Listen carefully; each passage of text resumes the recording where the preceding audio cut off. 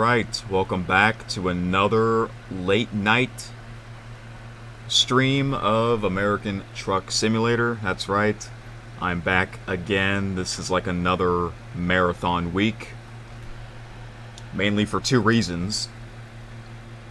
Number one, I want to, keep listening to that football talk, football news on that playlist that I made. I've been doing that for the past few weeks. And the second reason is, well, I'm going to finish the Haulin Hearts event, aka the Valentine's event for the World of Trucks events. So yeah, that's what I'm going to be doing tonight. I'm going to finish the rest of that. I currently have 8 out of 14 completed, so I need to do 6 more, then I'll be done. Yeah, it's very simple. It's so simple that you don't need a whole month to do it. You have until next Sunday, the 18th. So yeah.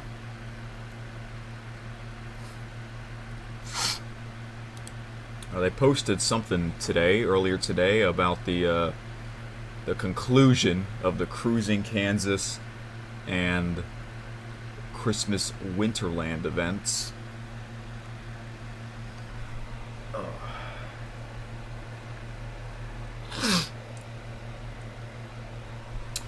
Hello, Landon and Acer. Welcome back. Landon says your friend's ceiling fan broke his TV. Wait, how can that happen? Acer says, hello Eric, just came back from the casino. What were you doing at the casino?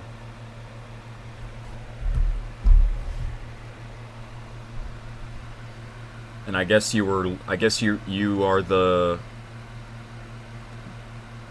you're legal to go there. I guess for your state it's 18 or older.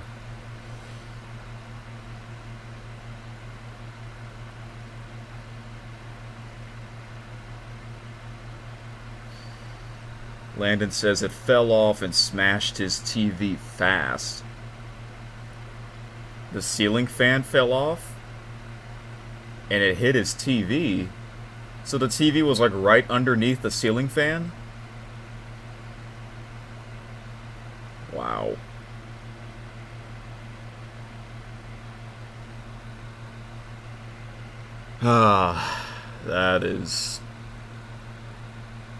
That's not good. That must have been awful. Yep.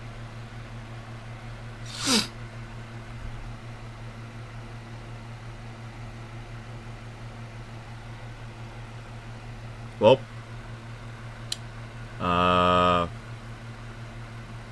on Sunday, I think my brother is coming, and so he's gonna help me install the fan blades for my new ceiling fan. Then I'll do a video to show you what it looks like.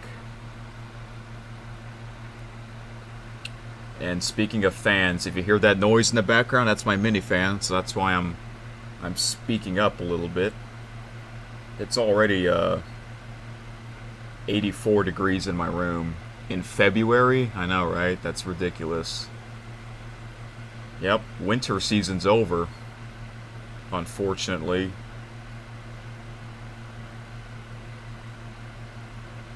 Yep, it already feels like spring. Spring came a month and a half early.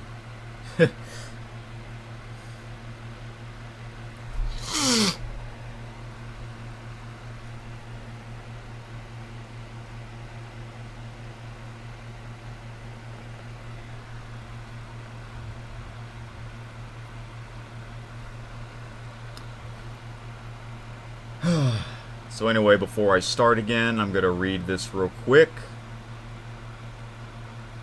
This was posted today. In the last few months, our incredible hashtag best community ever has been on a roll, diving headfirst into two fantastic World of Trucks events. First up was the hashtag Cruising Kansas event, showcasing our latest map expansion in American Truck Simulator. Following that, the festive spirit took over with the hashtag Christmas Winterland event, spreading joy in both ETS2 and ATS. You managed to complete both events on time before the conclusion on the 5th of February, which was a few days ago. We want to thank our incredible hashtag best community ever for their fantastic participation in both the Cruising Kansas and the monumental Christmas Winterland events. Your dedication truly made these experiences extraordinary. In the Cruising Kansas World of Trucks event, you managed to complete more than 489,000 deliveries and drove over 135 million miles. In this unique Christmas Winterland event, you completed more than 2,600,000 deliveries. That's for the whole community. Every person that's played this, that's a total. That's a lot. Okay, and here is the Cruising Kansas conclusion. Number of miles traveled, over 135 million. Number of events job completed, over 489,000 deliveries. Now for the Christmas Winterland event. Number of events job completed, over 2,607,000. Wow. Okay, it says, speaking of the Christmas Winterland, let's take a moment to acknowledge the immense effort that went into creating our biggest event to date. The scope of this project was enormous, and overcoming the challenges was no small feat. Yet, witnessing the overwhelming support and enthusiasm from our community since the events kicked off reassured us that it was the right investment of our efforts. We believe that this isn't the last you've seen this magical Christmas Winterland or the technology that brought it to life, including those mesmerizing portals and more. Stay tuned for more. We're planning an exclusive Under the Hood blog featuring interviews with the developers behind the scenes of this event. We also hope you'll enjoy the rewards from both these events and decorate your cabin with beautiful Kansas and Christmas accessories.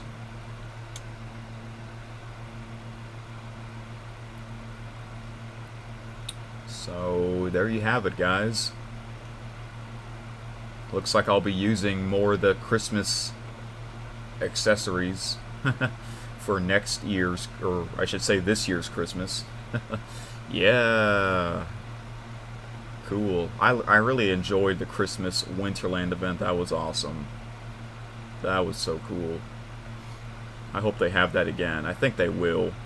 That was a big success.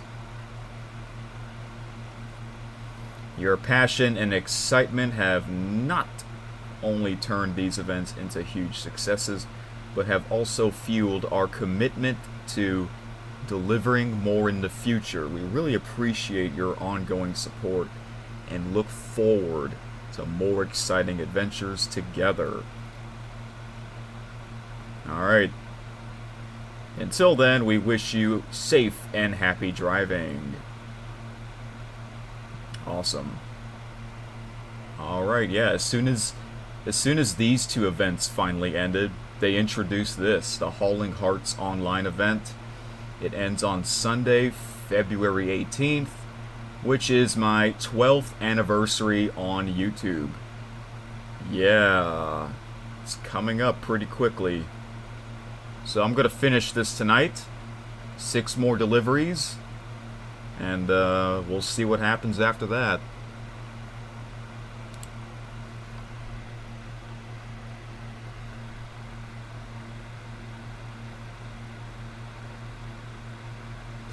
Landon says, and the TV made farting noises. Oh boy.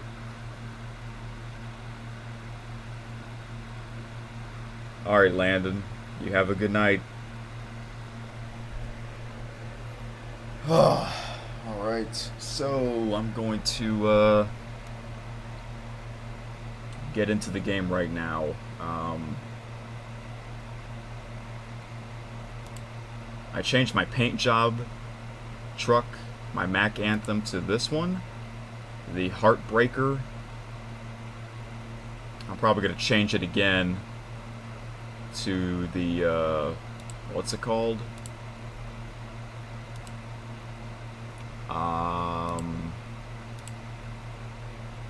Yeah, this one. I guess it's the True Love. Yeah, that's what it is. That looks pretty cool too.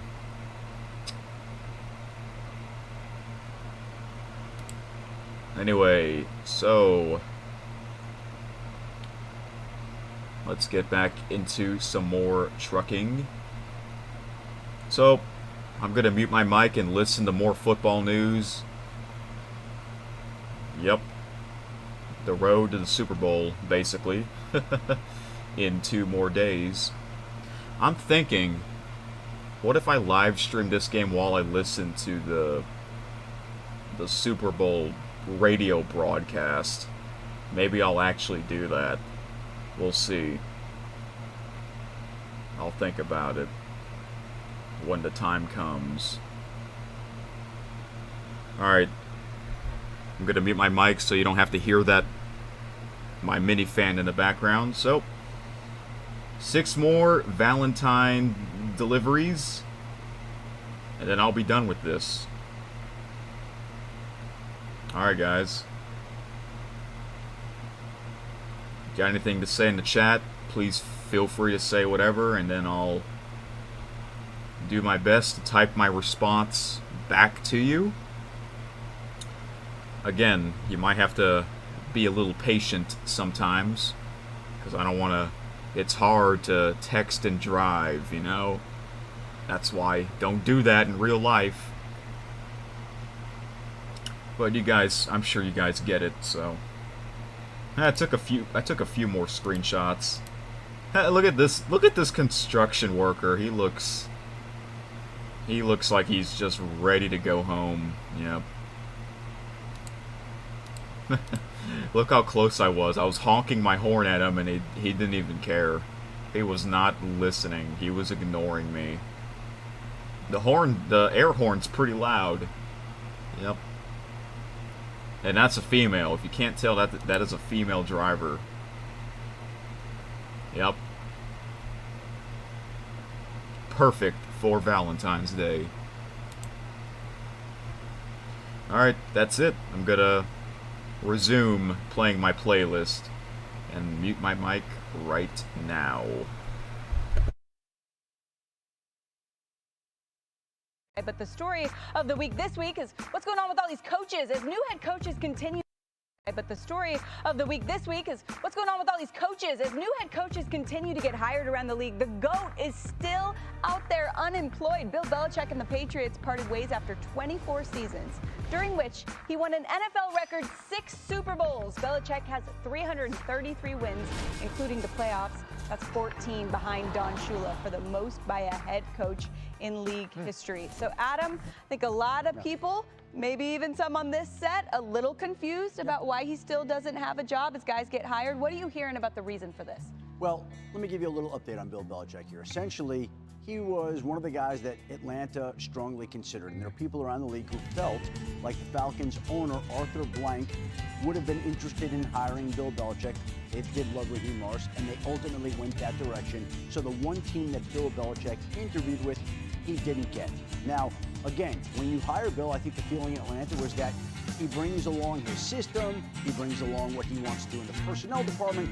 You get a whole host of everything. And as one head coach described to me this week, the fact that Bill Belichick wouldn't get a job anywhere is the height of self-preservation 101.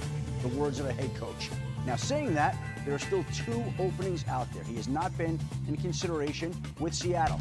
Washington, amongst its owners, has debated and talked about Bill Belichick. They've never interviewed him because I don't think they want to do that disservice or disrespect him. They would only talk to him if they were ready to move forward with him. And they haven't given any indication to date that they are, but they're still doing interviews. Let's see if Washington potentially could change its mind. Unlikely to date, but I wouldn't rule it out either right now. So that leaves Bill in a spot where you're wondering what's going to happen. And we all wait to see. Now, the one thing to watch, I think, again, people just floated it out there. We'll see. If the Chiefs were able to win the Super Bowl, could Andy Reid walk away? Like, that's always possible. And I think there are people who believe that Clark Hunt, the Chiefs owner, would want a veteran, experienced coach who's more experienced and successful than Bill Belichick. And you say you take care of the defense, Pat Mahomes, you take care of the offense. Pretty good combination there. But obviously, he's entrenched there. He gets to coach as long as he wants. And he's not thinking about walking away with the AFC Championship game today. Adam, would it hurt Coach Belichick to take a year away from football? Would it hurt? Well, here's the thing. His job, I think there's a couple of search. things. I think you could step back and recharge and rejuvenate and go to camps and watch the way other organizations and operations run. But then next year, he's another year older. He's 72. Okay. And is he more apt to get a job at that point? I think if he were not to coach this year, I think he lords over the entire 2044 season. Every time there's a question with the Jets or the Giants or the Cowboys and Eagles, well, Bill Belichick is out there. That's going to keep coming up over and over. But at some point, will he have to compromise? I mean, I think the general consensus is that he wants control. Teddy, you've been under that control. You know it well. I don't know how much compromise would be there. I mean, He doesn't. yes,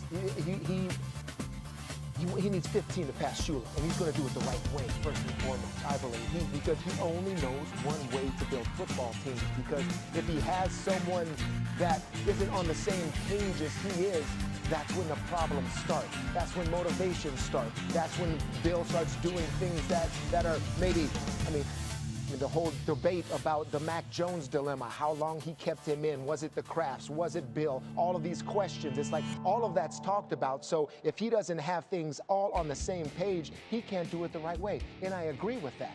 I mean, taking the year off, is that possible? Absolutely. He can hang out with me and Nantucket. We can do some fishing, all of that stuff, which I've said before. But still, I mean, he's never had that in his life. But sure, that could help him. And then next year, I still think he would have so much energy if he was given the keys to the castle. And he just wants to coach. He just wants to coach. He doesn't care about control. He just wants to coach. That's it. He doesn't care about control. No. Okay, but see, that's where like I'm with Brew on this because I think that he would he wants to the only way to do it's the right way. Well, maybe that's not the way anymore. Maybe what used to be the right way maybe isn't the right way anymore. And when you look at it, this is without question the greatest coach in the National Football League. I've coached against them all. This guy to me was his team was always prepared, all that type of stuff. Never argue that fact. The fact that he was 249 and 75 with Tom Brady as his quarterback cannot be disputed, okay? He's 83 and 104 without him. And by the way, he had two first overall picks with Bledsoe and with Vinny Testaverde as his thing. 29 and 37 when Tom Brady went down to Tampa. That can't be ignored either. I think the best thing could happen for Bill Belichick is to step away for a year. He's not going to go to camps. But he can sit back and internally look at, what am I doing? And part of it might be the fact that, I'm going to let other people do their job as well. Trust others to do their job as well, and maybe that's the best thing that could happen to Belichick.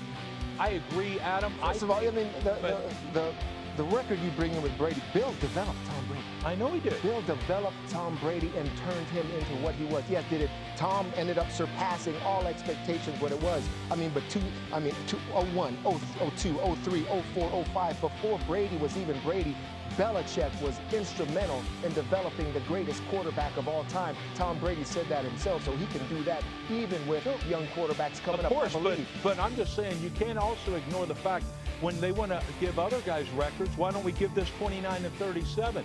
You drafted every player on that team. You're 29-37. We just going to ignore that? I don't know if he is. And quite honestly, he's 71 years old. For some of these teams out there, no, we want to have, it's not just present, it's future as well. And I think when you look at that 71-year-old man, that's why he doesn't have it. Look, I know he's the greatest coach. Like I say, I went against them all right? Had my ass kicked by this guy all the time. But I can tell you one thing, the only time he never had Tom Brady, we shut him out. And it makes a difference. Well, answer me this question, Coach. Head coach, if Bill Belichick, we know, is looking for that quarterback to get him over the hump. He's been searching since Tom left him. But are you trying to tell me that Bill Belichick's coaching style is fading away in today's game? No, I'm saying this, Randy. I think it's not about coaching. I think it's about the other things, the individuals.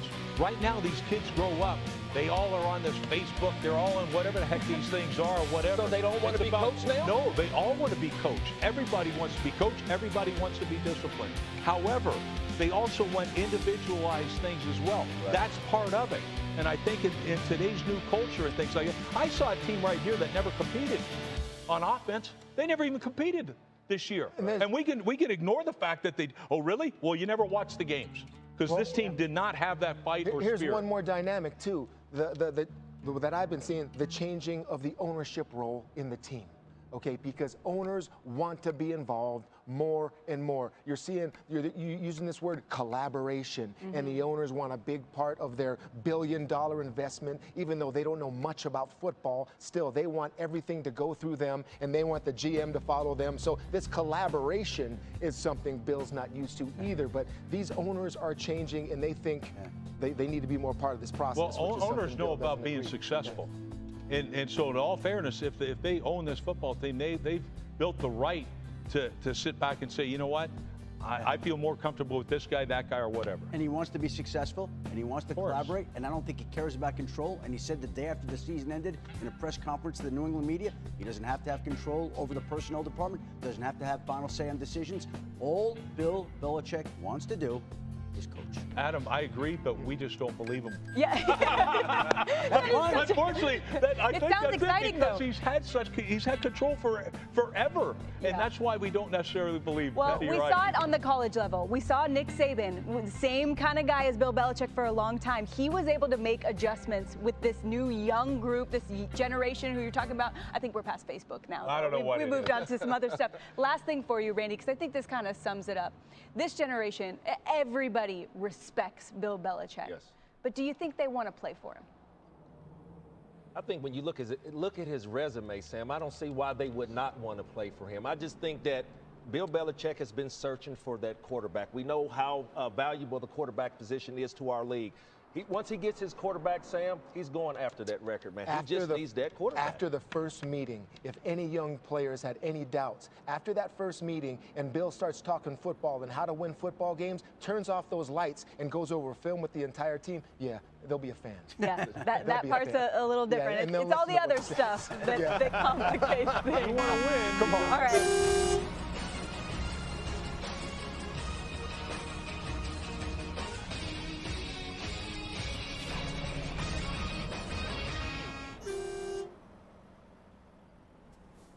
The Niners come roaring back and win at home to force their way into the Super Bowl, as they have 2 previous times this 21st century, if you will. Niners thrilled. You see the numbers. And afterwards, Dan Graziano with, here we go, Niners, Nick Bosa. All right, well, my first question is, who talked at halftime and what the heck did they say? I actually talked a little bit. I'm not a big talker, but I just said, do your job. Do your job. When you break down one guy, they get 10 yards a pop. Just do your job, everybody, and play the best second half we can. So what did you feel was the turning point in the third quarter when you guys really got going? I think when they went on 4th down here, and we got a little pressure and a stop. That's all you need. Just get off the field and get our offense rolling. And the offense? All right, Dan, good job. Nick Bosa, he said, well, we'll get back to that in a minute. Look, The first half, all right? I know we're going back a little way. Yeah. The Lions were manhandling the 49ers, and I never thought I would say that about really any team. You could beat the Niners, but you don't manhandle them. What changed? Boom. What changed was, I mean, the Lions were controlling the football game. Yes. It's 24-10. They got 4th down. They have an opportunity to kick a field goal and go up 3 scores. But for whatever reason, Dan Campbell said, you know what? I want to roll the dice. I want to go for it. The game changed right here. Boom. You heard Bosa reference this. Reynolds drops the football. When Reynolds drops the ball, the 49ers go down, they score. It's Purdy to Ayuk. Now the momentum is starting to come downhill. The very next sequence, boom, Gibbs fumbles the football, okay? Forced fumble, 49ers recover. Now McCaffrey scores the touchdown. All the momentum is now with the 49ers. It's 24-24, boom. Guess what? They have an opportunity right here at 27-24, the Lions do, to go for a field goal and tie the football game. They turned it down. I thought Dan Campbell got out coached severely in the second half. And I truly understand Dan Campbell loves to go for it on 4th down. But at some point, you have to understand how your team is playing and understand what's going on. And the momentum was clearly with the 49ers. And twice, Dan Campbell decided to not go for field goals and go for it, and it backfired on his team. You heard Nick Bosa after the game. What turned the game around? When they went for it on 4th down and you didn't make it. And I get it. Everybody's going to talk about analytics, and I truly understand that. But at some time, you have to play the game that day and understand how your team is playing. That's when the game turned. Well, interesting, and we're going there first, is right at the end of the half, they had a decision to maybe go for it. They were, what, at the 2 or something? Yes. But let's kick the field goal, goes up 14, now up 17, that's 3 scores. So he did it then. When it doesn't work, you're always, quote, a fool. That's how they lived all year. That's how they more often than not succeeded. But let's go to San Francisco, all right? So defensively, we'll get back to them in a little bit. First half, offensively, Niners kind of in a quandary, a little bit like the Green Bay game. So Brock Purdy, we know his percentage of throws. We know, he's a much better on-time passer than anyone gives him credit for. He's a pretty good runner, isn't he? Well, here's the thing, Boom. They were starting to get to him back there, and guys weren't coming open. And I didn't know if we were watching Michael Vick or Brock Purdy, because he used his legs in the second half. And you often hear us talk about pocket mobility and mobile quarterbacks. It isn't always talking about the quarterback that can run 4-3. It's about the elusiveness in the pocket. Can you keep plays alive? Can you extend drives and get first down? I thought Brock Purdy was masterful. He had -1 yards rushing in the first half. He had 5 carries for 49 yards in the second half. Boom, time and time again. You thought the Lions pass rush was going to get there, and Brock Purdy used his legs to extend drives and get first down. This was a masterclass. He's often labeled, he's just a game manager. He's just a product of the system. He made plays today, Boom. When they needed him the most in the NFC title game, Brock Purdy made plays above and beyond the Kyle Shanahan system. So I don't want anybody else to talk about Brock Purdy. It's just a game manager. He's a playmaker, and he made plays all in that second half. Yes, he did. More to discuss, but Dan Campbell at the podium now. Let's listen in.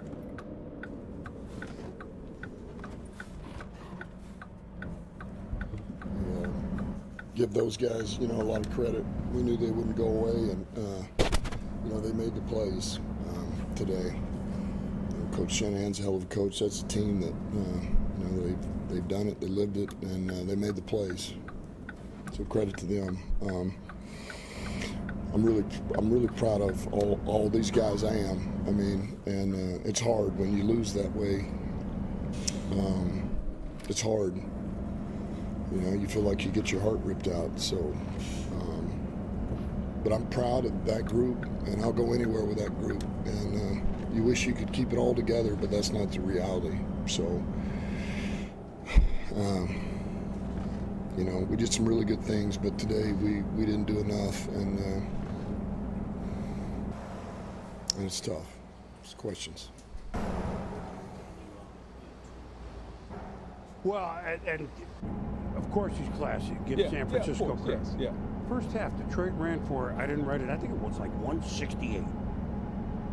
Took them a while to get back to that. And we kept wondering. I was surprised. We were sitting there saying, well, now that the momentum is with the 49ers, if you're Detroit, what are you going to go back to? How about go back to that little crack toss and run the football? We've seen success on that play. It took them forever to get back to what was being successful in the first half. I thought that was another subtle difference in the second half. If you've ran the football against the 49er team, why stop? don't allow yourself to get into this habit of we got to throw, we got to continue to throw, because that play right into the 49ers' hands. You saw Bosa get a couple of sacks, and the pressure started to mount, and the momentum is a real thing. Yes. The momentum in the second half was going downhill against the Lions and their coaching staff, nor could that team do anything to quell that. We'll talk about the history of it, but down 17, record will show that you won the championship game when it looked really pretty shaky, and the Niners are going to the Super Bowl.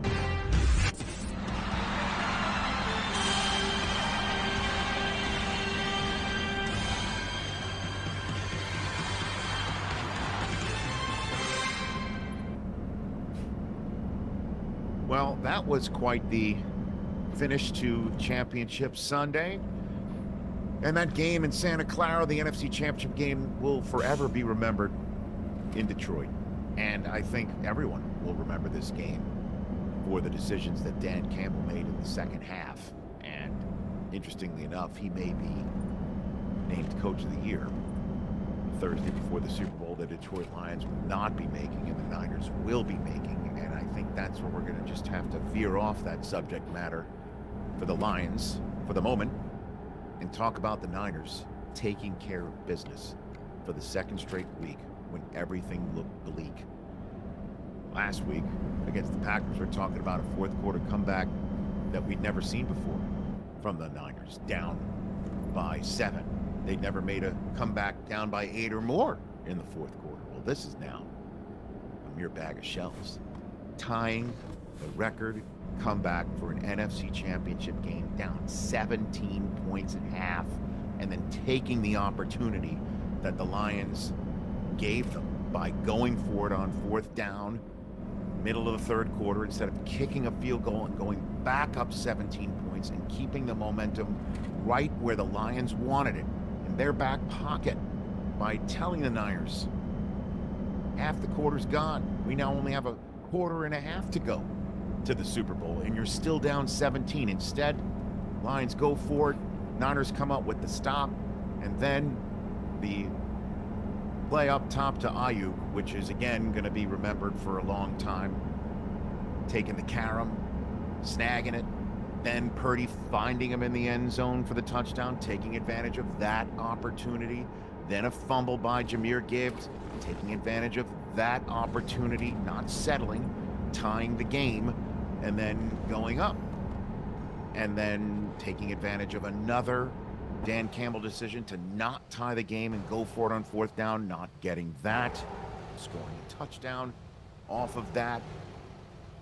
Niners got it done, and you know who was the one who helped get it done? Was Brock Purdy, after throwing that interception that led to a touchdown for Detroit to put him down in that 17-point halftime hole. This kid has the gumption, man, and he has got the legs. He's got the ability to make plays and keep things alive and make the proper throws when he can just stay within himself. You got to wonder if the back-to-back comebacks, fourth quarter against Green Bay, second half against the Lions, will allow him to just play within himself, take a deep breath, and somehow, some way, go beat Patrick Mahomes in the Super Bowl, because it's going to be a rematch of Super Bowl 54. And all he's got to do is just hit that long ball that's open at the end of the game, if it is, because Garoppolo, as we all know, missed it, and Purdy's just got to make these throws. So, Detroit Lions fans, I am sorry for you, because you had it. You had it right there in front of you. Even my dogs are upset for you. And we'll talk more about it on the Rich Eisen Show Monday, because Dan Campbell, I've got some questions. I have some questions. But Brock Purdy answered yet more questions. I'm sure they'll be asked of him again, and there'll be some naysayers still out there, but the kid got it done. So did Ayuk, so did McCaffrey, so did the defense. They kept things rolling when they had the opportunity to get it rolling. They didn't spit it back up. So congratulations, Niners fans. Brock Purdy is now 4 quarters away from putting his name on the list with Joe Montana and Steve Young. And of course, there's the matter of the Kansas City Chiefs looking quite dynastic. We'll talk more about that on the Rich Eisen Show on Monday. But what a wild NFC Championship game and Championship Sunday. We'll talk more about it on Monday. Catch the Rich Eisen Show every single day on the Roku channel, 12 to 3 Eastern, for free. And you talk to Mahomes. He knew they were coming cover zero, all-out blitz, one-on-one coverage. Mahomes trusted his receiver, MVS, in one-on-one coverage. Great play by Marquez Valdez-Scantling. The kiss seen around the world. The trophy, the Lamar Hunt Trophy, stays fittingly in Kansas City to the chagrin of the Ravens. The Kansas City Chiefs and the Baltimore Ravens, who brought their defense, neither got the 20, but the Chiefs are moving on to the Super Bowl where they have a chance to defend and go back-to-back. And the Ravens' wonderful season has come to a close. Now you wonder, Patrick Mahomes in history, look, his history is early here, right? He's 14-3 in the playoffs, 10 or more postseason starts. That's the second best percentage as we stand now. Bart Starr, by the way, lost the first one. Won the next 9, and everyone except Jim Plunkett, who was great, is in the Hall of Fame here, who is retired. And you see Terry, Troy, Tom, Joe, pretty good list. The Patrick Mahomes is almost first on. Jeff Darlington, with Travis Kelce. Travis, another Super Bowl in a year that perhaps to some felt like the unlikeliest chance that you guys had. What do you say about that? Chiefs are still the Chiefs, baby. And damn, it feels good to be on this team, man. There's a lot of camaraderie on this team, man. A lot of, we had to really circle the wagons. And man, it feels good to be at this point, but we got one more. I want to call it the Travis Kelce era, but it also is the Patrick Mahomes era. He has gone to 4 Super Bowls in his first 6 years. What can you say about your quarterback? the best in the world, baby. You can't say enough great things about Pat, and no better than that last throw right there to Marquez. And man, it was great to see him show up and make sure he just quieted all the haters, baby. You don't take it for granted either. You never know how many you're going to get to, if you're going to get to any. And so it truly is special. Just to do it with these guys after what we've been through all season long, guys coming together, it really is special. But I told them, I mean, the job's not done. I mean, our job now is to prepare ourselves to play a good football team in the Super Bowl and try to get that ring. Did you think you broke the plane at the goal line? Yeah, I thought I did, honestly, but, you know, I learned from my mistakes. Coach gonna give a speech, you know, that's his job, but we mad, you know, we got to this position, one game away from the Super Bowl that we all, what I've been talking about, my team been talking about all season, and we fell short. And like I said, offense, we didn't put nothing on the board, we scored once. That's not like us, you know. We drove the ball down the field, that's cool, but we got to put points on the board. But I feel like my team just angry, you know, not frustrated, we just angry because we know how hard we worked to get. Well, there's lots to dissect here. Let's start with the coaches for the Chiefs. This isn't news that Andy Reid and Steve Spagnuolo, defensive coordinator, and the staff, their game plans on both sides. Well, I know they only had 17 points, if you will, but this is the lowest scoring defense Baltimore. Their game plan was also complementary football because they knew if they could get some sort of lead, Lamar has not trailed by more, which is unbelievable to the credit of Baltimore, has not trailed by more than 7 all year. So could you get a lead? Then it was 7-7, but a lead they were tied, but they never trailed. And what would Baltimore do? Not that anybody shook under pressure, but they haven't practiced it, to their credit, coming from behind and playing.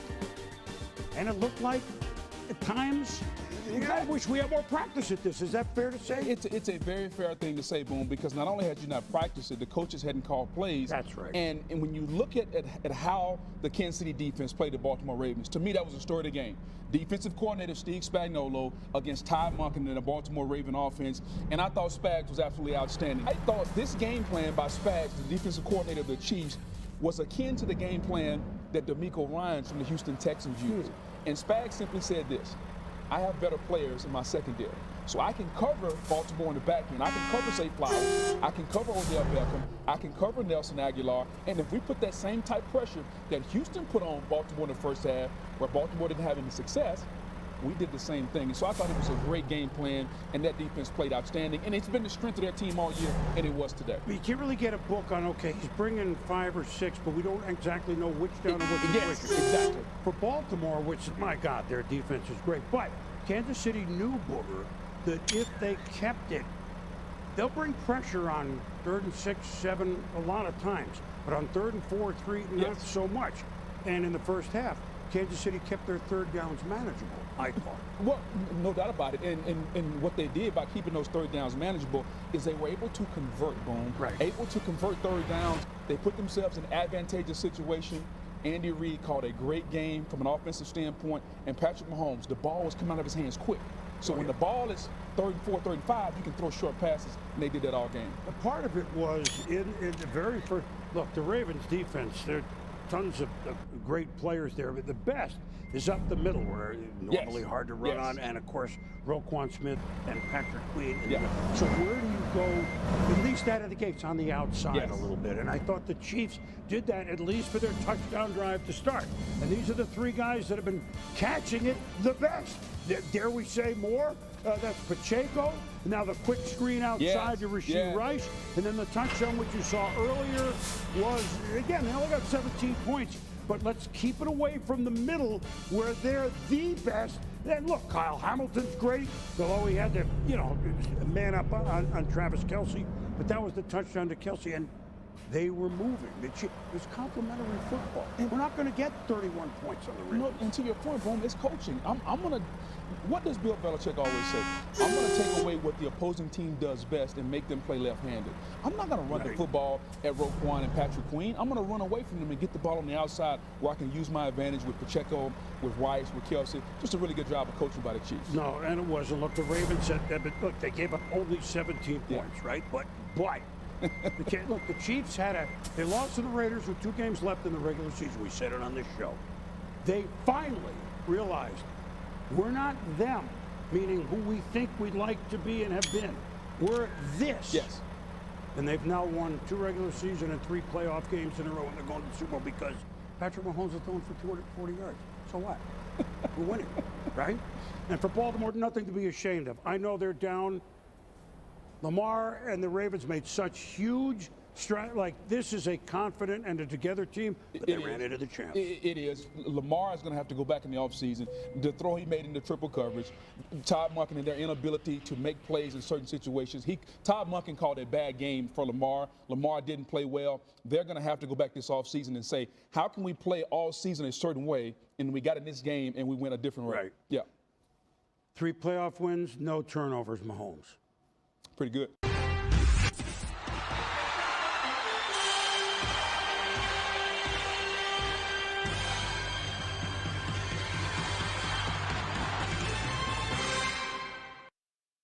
We said this in the highlights, but look, you passed Jerry Rice, and you've caught the most balls in the history of the playoffs. I understand they play a lot more games now than they did when Raymond Berry played, and when you can mention all the players way back in the day.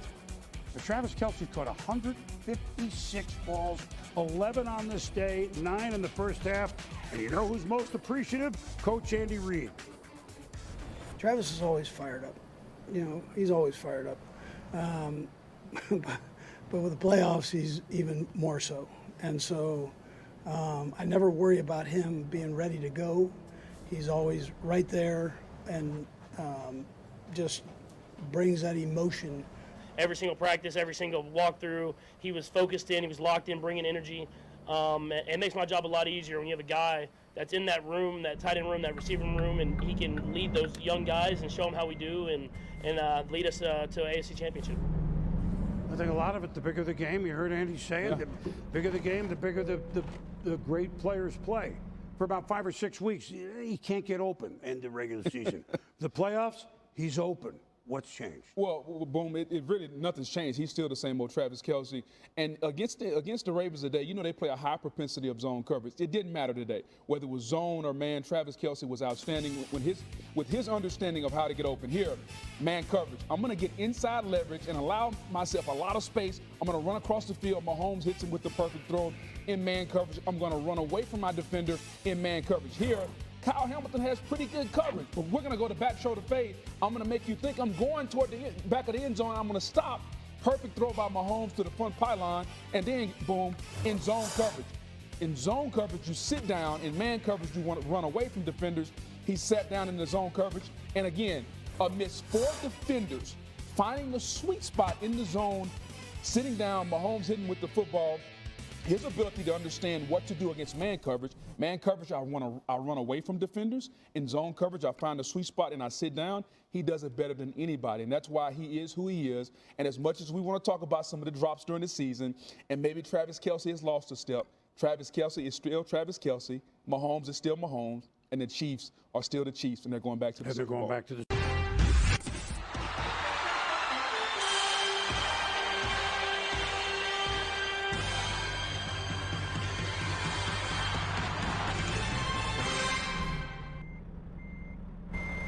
and into Baltimore this week. And is it America's favorite couple? Certainly America's most famous couple, enjoying a smooch. I said I wanted to see Mahomes on the road. My goodness, has he had the goods these last 2 weeks with big-time wins that send him to the Super Bowl. And it's the 5th time in the last quarter century that the defending champs are headed back to the Super Bowl. None of the last 3 able to get there. Chiefs in 2020 lost to Tampa. 17 Patriots got beat by Philly. 14 Seahawks lost to New England. The 03-04 Patriots, the last team to go back-to-back. Travis Kelce on just how great it feels to be headed back. Chiefs are still the Chiefs, baby. And damn, it feels good to be on this team, man. There's a lot of camaraderie on this team, man. We had to really circle the wagons. And man, it feels good to be at this point, but we got one more. The guys never doubted. They just, they put themselves in a position where you had a chance. And when it came time to put the hammer down, they put the hammer down, which was important. And the best part is we're not done. You never know how many you're going to get to, if you're going to get to any. And so it truly is special. Just to do it with these guys after what we've been through all season long, guys coming together, it really is special. But I told them, the job's not done. Our job now is to prepare ourselves to play a good football team in the Super Bowl and try to get that ring. Teams getting into some pretty rare air. Kansas City's victory Sunday, their 89th win, including playoff games since Patrick Mahomes became the starter in 2018. It's the most wins over any 6-season span in NFL history, passing the Patriots from 2003 through 2008. 14 of the 89 wins have been in the postseason. That's another all-time record, breaking a tie with legendary dynasties, the Steelers in 74 through 79, and the Patriots from 13 through 18. And that now is a new record for the most. Over that span, the Chiefs will be just the 3rd team to play in 4 Super Bowls within a 5-season time frame. Most recently, the Patriots in the 2010s. The Bills went to 4 straight in the 90s, didn't win it, as we know. Some thoughts now from the losing side beginning with Lamar. We mad, we got to this position, 1 game away from the Super Bowl that what I've been talking about, my team been talking about all season. We fell short. And like I said, offense, we didn't put nothing on the board. We scored once. That's not like us, We drove the ball down the field, that's cool, but we got to put points on the board. But I feel like my team just angry, Not frustrated, we just angry because we know how hard we worked to get here. I was proud of them. I'm proud of the season that they had. I feel like it was a team that had a lot of challenges. I don't think it was a team that was too highly touted coming into the season by the pundits and the prognosticators and all that. And I think they proved a lot of people wrong all year. The message is to eyes straight ahead, your chin up, your chest out, and understand what you did accomplish. And I'm proud of them.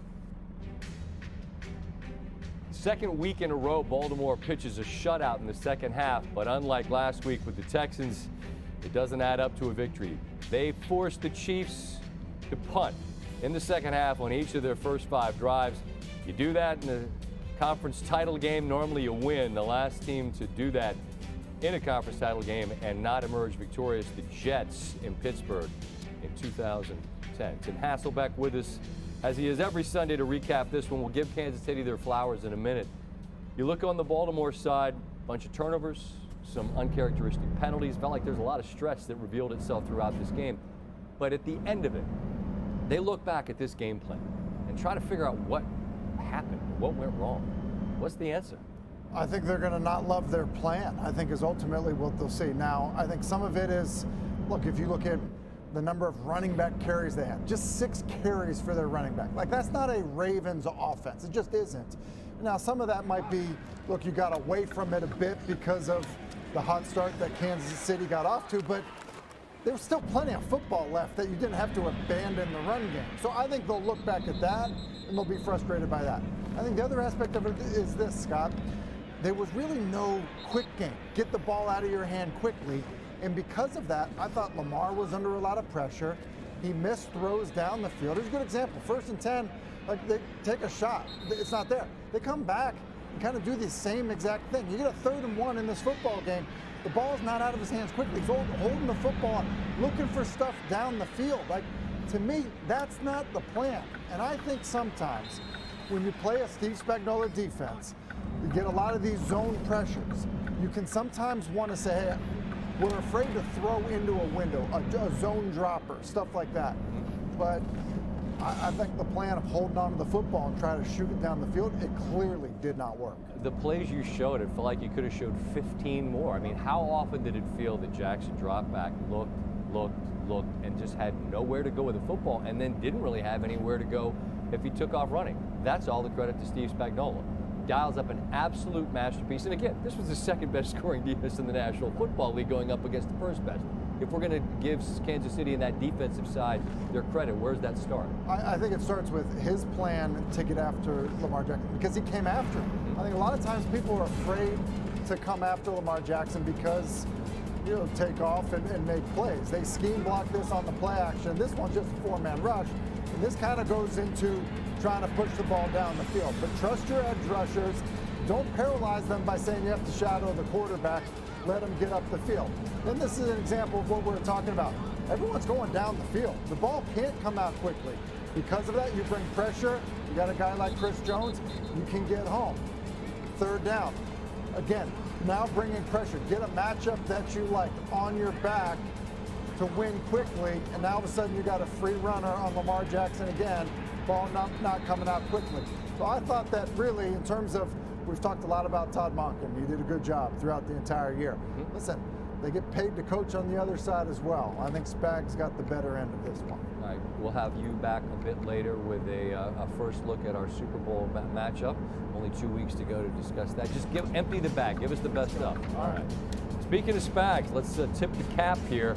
He'll be appearing in his 5th Super Bowl as a DC, which will match Hall of Fame coach Dick LeBeau for the most Super Bowl appearances by a defensive coordinator. LeBeau went 2-3 in those 5 Super Bowls with the Steelers and Bengals.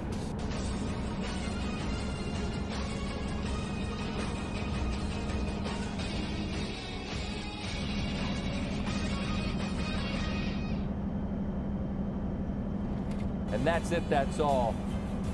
Purdy and Shanahan celebrate. The 2 coaches embrace and share the mutual respect, and the Niners complete the monstrous second-half comeback. It was an ugly first 30 minutes, but that's why it's not a joke when we say you sign up for 60, man. You get 2 halves of football. Purdy, sensational in the second 30 minutes, 13-16, plus those big yards on the ground. You saw most of those 49. He helps get the Niners to the 8th Super Bowl trip in franchise history. With Dan Graziano after the game. Who talked at halftime and what the heck did they say? I actually talked a little bit. I'm not a big talker, but I just said, do your job. Do your job. When you break down one guy, they get 10 yards a pop. Just do your job, everybody, and play the best second half we can. But we were only down 17, which that's not too much, but you got to start playing a lot better in order for that not to be too much. And came out in the 3rd quarter, and we finished with a field goal. Definitely thought that wasn't enough, but then I think our D stopped them on a 4th down the next time. Then we got a touchdown. Then I want to say the next drive was the turnover, and then just like that, it was just three drives, and I think by the end of the 3rd it was a tie game. And then it was like, all right, it's first quarter again, but it's the 4th. Let's start. That was the bookkeeping. The 17-point blown lead, tied for the 3rd largest in a conference championship game alongside the Falcons, who also led a 17-point lead evaporate against the 49ers in 2012. Only the 2021 Chiefs and 06 Patriots blew larger margins. Dan Campbell was aggressive all year long, went for it on 4th down throughout. Here were his thoughts on doing that on this stage with the stakes this high. You know, they were bleeding the clock out. That's what they do. And I wanted to get the upper hand back, you know, and it's easy hindsight, and I get it, you know. I get that.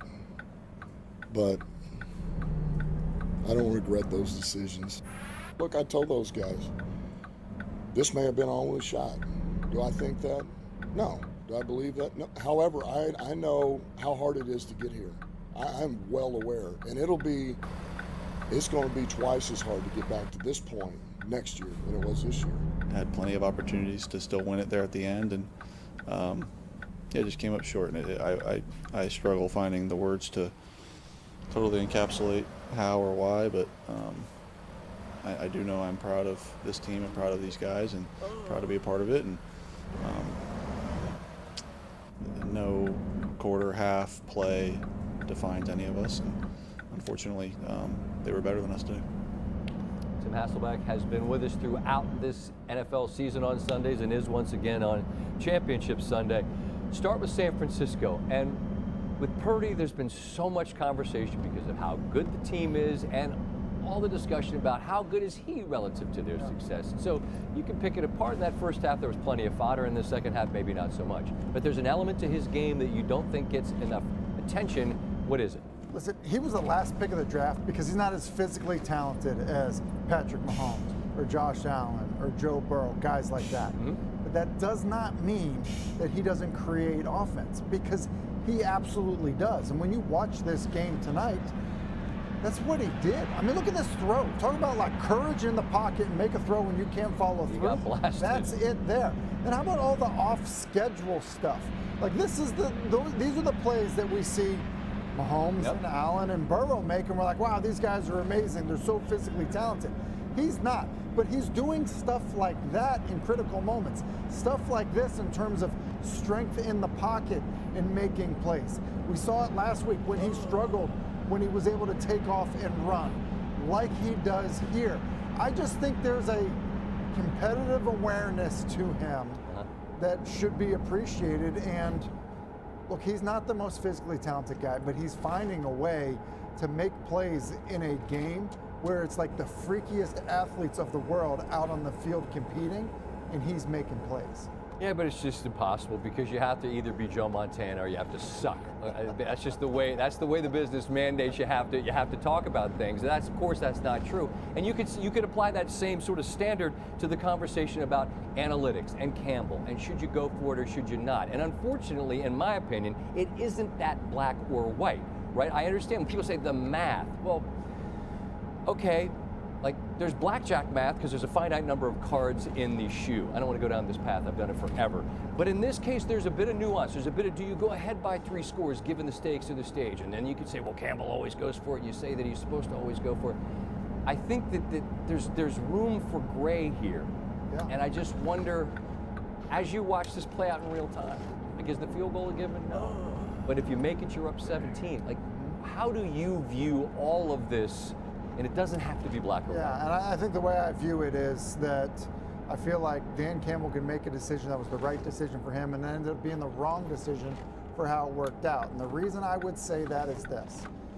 How he has led that football team has been clear from the jump, even when they weren't good. And that is what the team responded to. Okay. And so, and that's not fake. That's how he truly feels and believes he needs to coach his team. I think he'll be able to lay his head down on his pillow tonight and say, I fought the way I wanted to fight. You basically heard him say that, didn't you? Yeah, and you know something? Rather than saying the game slipped away from him and he wasn't as aggressive as he would have wanted to be. Look, would he like to have converted on this? Yeah, of course, sure he would.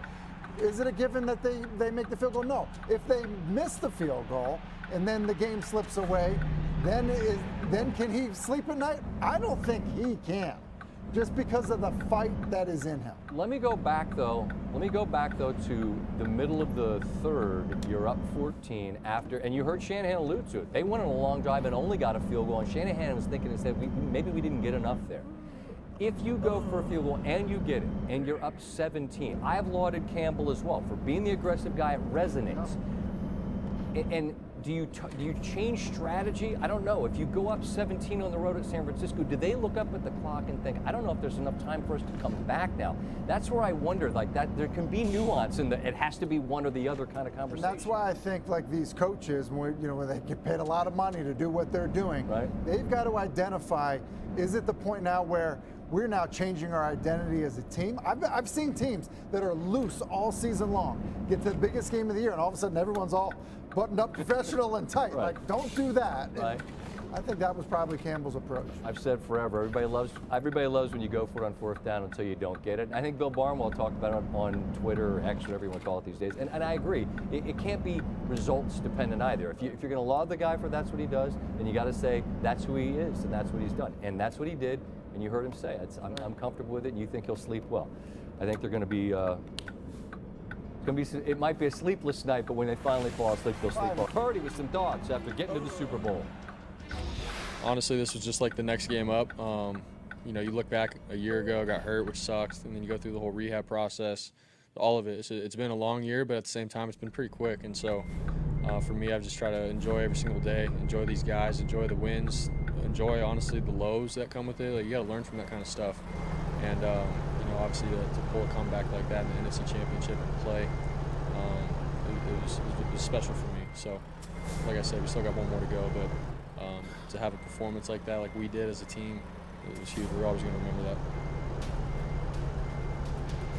Easy to forget that a year ago in this game, Purdy gets hurt, or who knows how things go from there. He goes through the rehab, puts in the work, and becomes the fifth different quarterback to start a Super Bowl for the 49ers, the most starting quarterbacks by a franchise in Super Bowl history.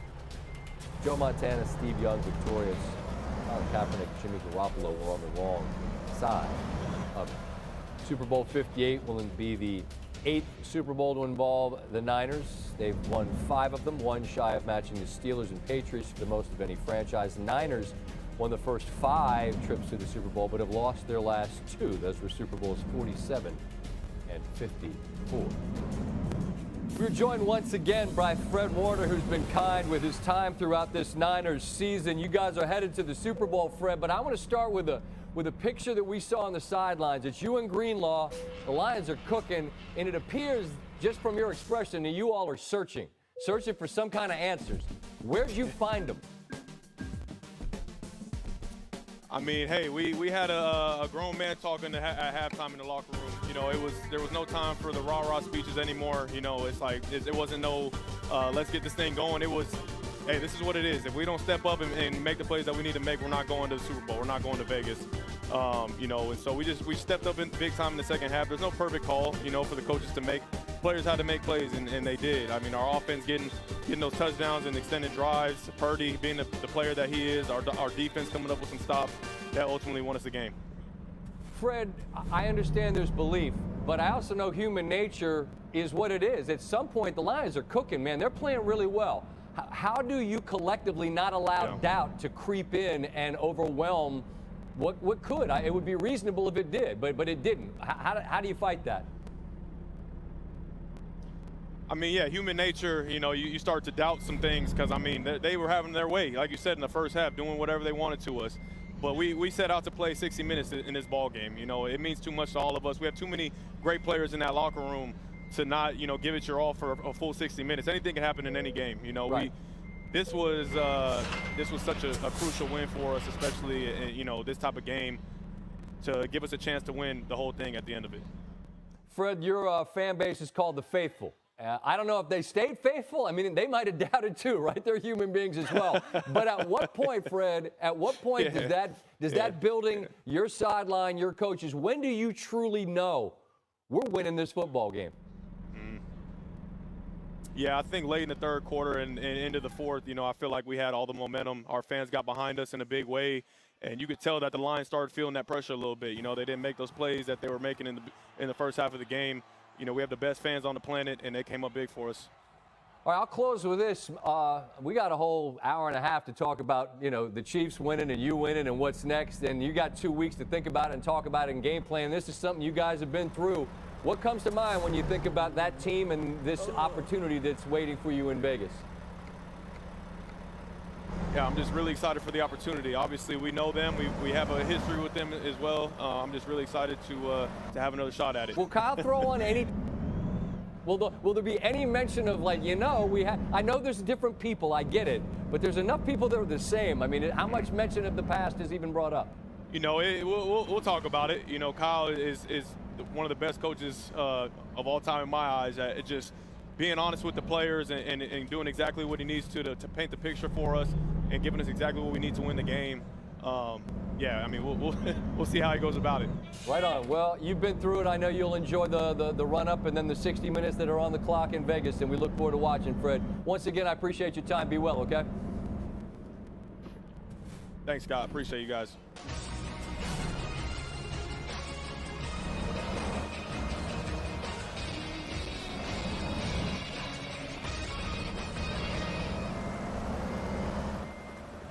Hey, Rex, what is your first takeaway from Lions 49ers? The Lions just have to look themselves in the mirror and say, why did we lose this game? We gave it to them. They absolutely gifted this game. And it drives me crazy because I'm going to say something. They had the best offensive game plan of anybody, of any game this year. They were bludgeoning this football team.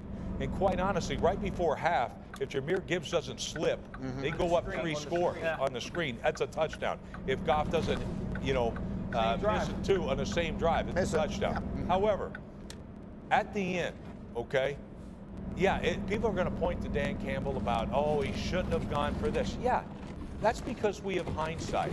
I know what he's trying to do. He's trying to knock this team out, okay, and he doesn't. But are we going to sit back and look? We get a chance to intercept the ball. The young man, I got to say something. This kid was on the street in week 10. Yeah. And he's starting. All right. Not one time did they talk about 2 backups playing guard, backups playing corners or whatever. They never talked about it. But the kid, unfortunately, drops an interception and makes an unbelievable catch there. Right. And then they go back, turn around. The kid, he makes a mistake. Gibbs has fumbled 1 ball all season.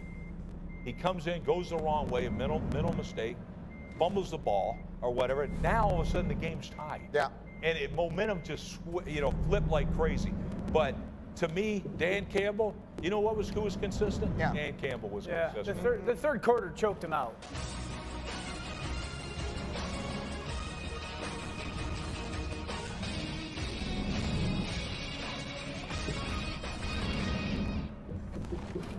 Yeah, see, I think Spags dictated the style of play.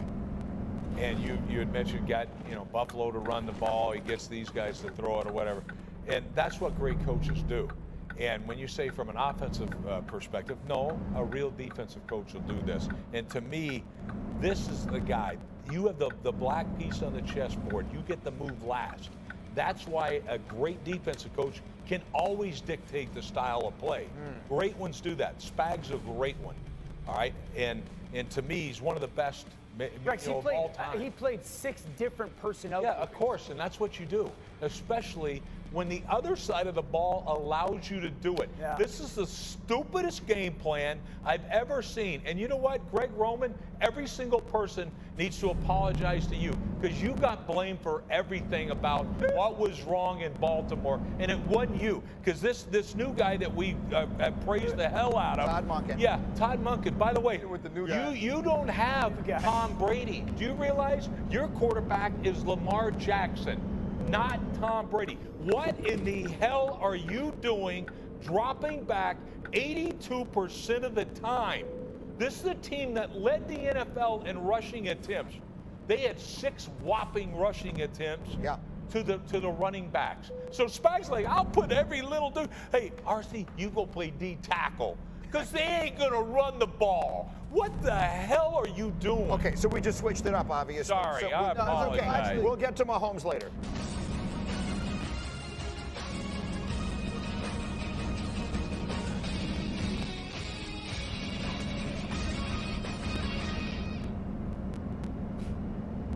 Rex, what is your first takeaway from Lions 49ers? The Lions just have to look themselves in the mirror and say, why did we lose this game? We gave it to them. They absolutely gifted this game. And it drives me crazy because I'm going to say something. They had the best offensive game plan of anybody, of any game this year. They were bludgeoning this football team. And quite honestly, right before half, if Jahmyr Gibbs doesn't slip, they go up 3 scores on the screen. That's a touchdown. If Goff doesn't, miss it 2 on the same drive, it's a touchdown. However, at the end, okay, people are going to point to Dan Campbell about, oh, he shouldn't have gone for this. Yeah, that's because we have hindsight. I know what he's trying to do. He's trying to knock this team out, okay, and he doesn't. But are we going to sit back and look? We get a chance to intercept the ball. The young man, I got to say something. This kid was on the street in week 10. Yeah. And he's starting. All right. Not one time did they talk about 2 backups playing guard, backups playing corners, or whatever. They never talked about it. But the kid, unfortunately, drops an interception. And Ayuk makes an unbelievable catch there. Right. And then they go back, turn around. The kid, he makes a mistake. Gibbs has fumbled 1 ball all season. He comes in, goes the wrong way, mental mistake, fumbles the ball or whatever. Now all of a sudden the game's tied. Yeah. And momentum just flipped like crazy. But to me, Dan Campbell, who was consistent? Yeah. Dan Campbell was Yeah, consistent. the third quarter choked him out. Like the third quarter choked Detroit out. All right, so let's address the decision making. 100% right decisions by Dan Campbell. I think anybody that disagrees doesn't understand the Lions this year. Okay, not only is it the right thing, but who they are, but who they were playing and how they were playing. This isn't just an analytics thing. They've won 4 or 5 games this year by Dan Campbell doing just that. Now, I think this is what happens when you look at those 4th down decisions and to go for it or not. 3rd down matters a lot in this conversation. This is the 3rd down. They motion the tight end over. They've got Amon-Ra St. Brown in the backfield. They're going to run on the nickel. This is a great play design. Watch Fred Warner. They get to 4th down because Fred Warner makes an unbelievable freaking play. If not, that play might score, let alone get the 1st down. Then it goes to 4th down. We could sit here and say bad decision, or we could sit here and say drop. Which one is more likely? That 20 times out of 24 times they've gone for it on 4th and 3 this year and got it, that it doesn't matter? So this is the 3rd down before. They're going to bring cover 88. RC, you know this one. They're going to bring the backside backer, drop the defensive end, play cover 2 front side. It's a great call because they're throwing that out route to Amon-Ra St. Brown. Let's credit San Francisco. Make the tackle, okay? Yeah, make the tackle. 3rd and 10 goes to 4th and 3. Then they go to 4th and 3. Arik Armstead. Now watch Armstead in the middle of the pocket, okay? This matters. If you don't get that internal pressure, 2-man game in the middle of the pocket, bottom of the screen, we got a big in route coming. Fred Warner takes that over route. That in route at the bottom of the screen is going to be wide open. But instead, Jared Goff has to leave the pocket and no one's open. So the plays are there to be made. It's just a reality that 3rd down, San Francisco made them. There's a drop, and then 4th down, Armstead makes a play. The decision was the right decision. It's been who they have been all year. They were dominating the game. You got to credit San Francisco for making them, and Detroit had the drop. Yeah, can I just say one thing about that last down? The only time Detroit never knew what defense San Francisco was in was that play. Was on that play, Greeny, because before that, Dano, they showed man coverage. Right. They had the back outside. He motions back in the backfield. They're showing man coverage. They actually played zone. Right. And imagine that. They finally were creative. That took it off. Now all of a sudden, the decision like, oh shoot, and that's why they know they can go for it on 4th down because they know exactly. They've been great at it all year. Defense. The bottom line is, man, you win these games, right? You don't have to sit back, or you can't sit back and wait for good football teams to lose championship games. And to me, that's what Dan Campbell wanted to do. I would have an issue with Dan Campbell if we go for the field goal there, right? And we miss the field goal, and I'm Jared Goff, I'm Amon-Ra St. Brown. I'm one of those guys on defense, Aiden Hutchinson, because I'm going to ask him, Coach, why are you switching up on me? Right. You've been consistent not only this year, since you got here. When we were 0-3, or when we only won 3 games in the first year, you believed in us. When we started off 1-6 last year, you believed in us. And now all of a sudden, with all of the cards on the table, you are going to change who you are to be, right? You're going to change from being the guy that went for 3 consecutive 2-point conversions, even though we knew, the world knew, that you shouldn't have been going for them. Because what it did was, when we got the 3rd seed, when we did have home field, we beat the Los Angeles Rams. And it swung back around to us, and we beat the Tampa Bay Buccaneers. So why in the hell would we not believe that if we go for it on 4th and 3 in the 3rd quarter, on 4th 4th and 3 in the fourth quarter, that we aren't going to get one because we always get one. When you look at this team, they were prepared to win this game. They didn't make plays. It's not only that drop for Reynolds. What about the third down drop? Crosser. On the crosser. There are so many plays that should have been made in the second half by the Detroit Lions that just weren't. Sometimes it's about the guys executing the positions you put them in, and the Detroit Lions did not do that. That's 100% so good, RC. Missed opportunities. And missed opportunities all over the place. MOBP, missed opportunity for a big play by the young DB, goes off his hands in his face mask. We saw that coming. The kid had amazing coverage, all right, and then gives it up. And then the drop on third down by Josh Reynolds is great. The other thing, what happened to the great punt? They have a great punt. They can down that on the 1 yard line. They don't get it. So the opportunities were there. And you're right. Everybody's going to point to the Neanderthal coach again. BS. I don't think they're there because of that damn guy. And I don't think the decisions, everyone gets wrapped up in like the analytics and everyone wants to blame analytics when these things happen. I honestly don't believe a lot of this is an analytics thing. I believe it's an identity thing for Dan Campbell. RC, I think your point of like, this is what he started to do when they weren't a good football team, and in part of the reason why they became a good team. And also the way the game was going. They were dominating the football game. It was they've gone for it on 4th and 3 or less 25 times this year. They've converted on 20 of them. When you give up the field goal early in the second half, when you allow them to drive after the fourth down stop, you're letting a team who believes they're supposed to be in the Super Bowl, who believes they're the best team in football, hang around. And what they're saying, what I would be saying if I'm down at halftime in the divisional playoff game 21-7 to the Baltimore Ravens, if I'm down in the Super Bowl, whatever we were down to the Green Bay Packers, what I'm saying, what Coach Tomlin is saying when we walk off the field, what Kyle Shanahan is saying, is we have been here. They have not.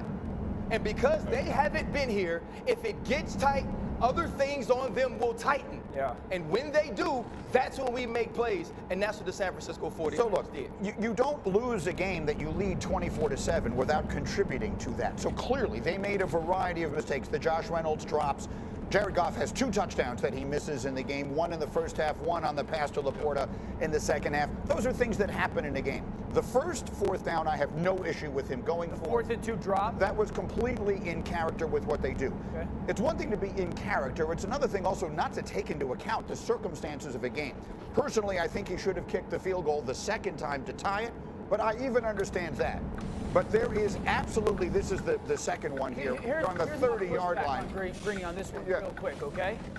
Here's the reality. You're down 3, okay? If you don't get this, mindset-wise, I think there's like 6 or 7 minutes left in the game. Mindset-wise, you sit there and say, if we don't get this and they go down and get 3, we still have the chance to go win the football game. I think that's Dan Campbell's mindset, is at least our defense can. Now, they didn't. San Francisco goes down and scores, but that's kind of what the philosophy is in those moments. And so that's fine. I get it. I would have done it the other way. The analytics actually say it was a toss-up. There was no lean one way or the other.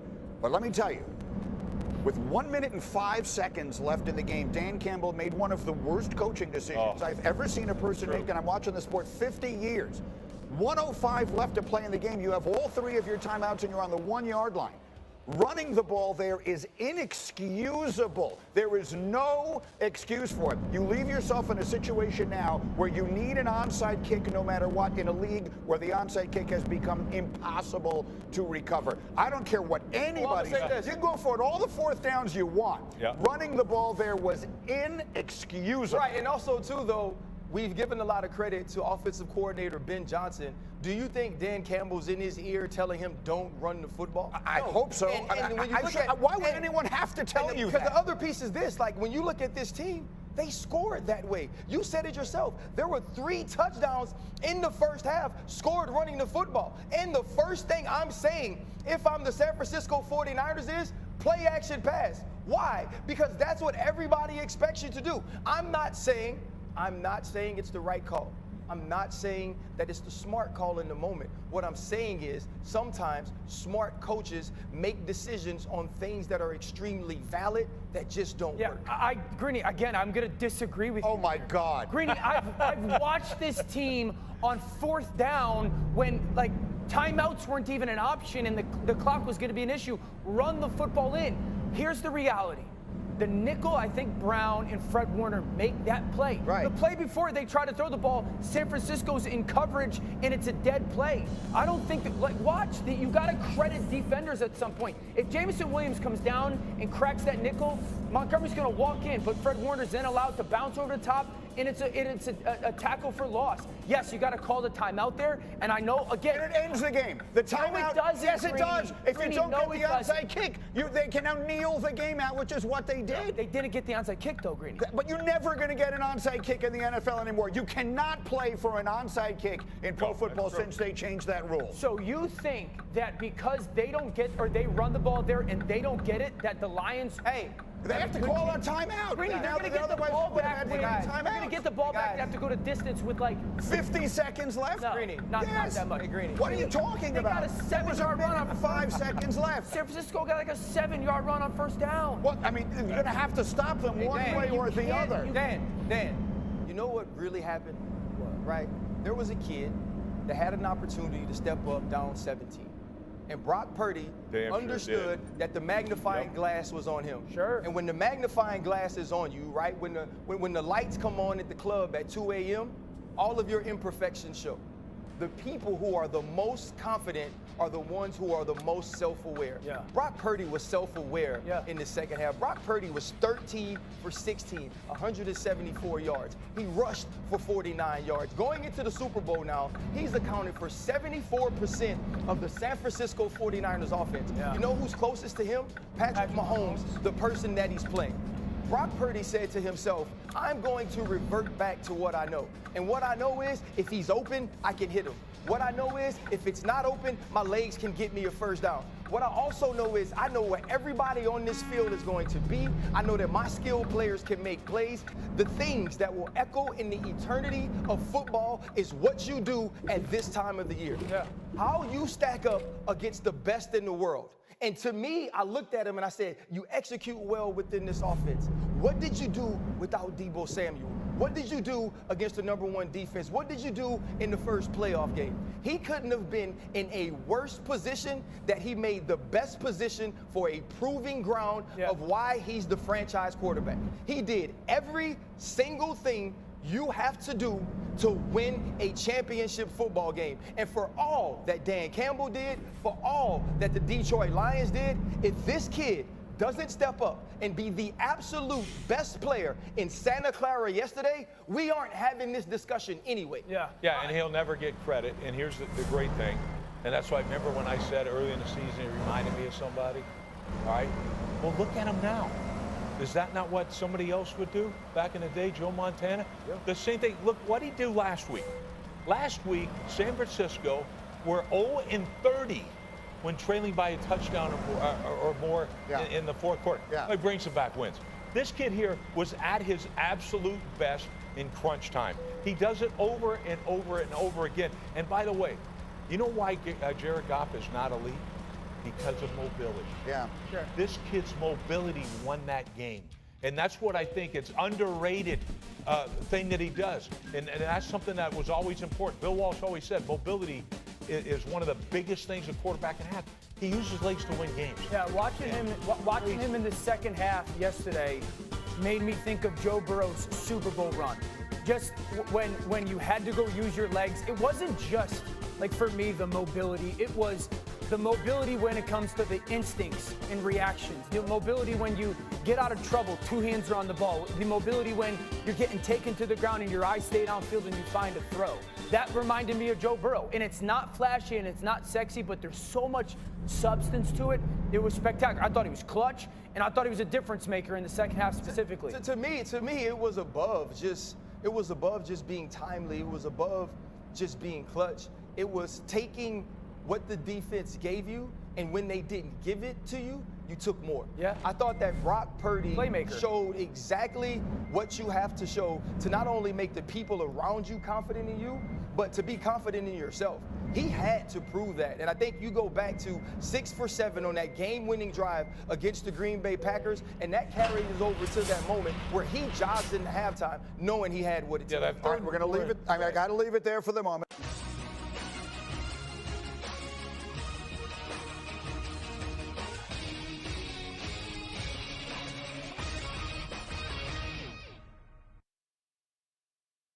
What are the right things to say today? Spags, you're going to start with the defensive coordinator, aren't you? You have to. I think Steve Spagnuolo, defense coordinator, reminded us, like, I'm the best defensive coordinator in the game.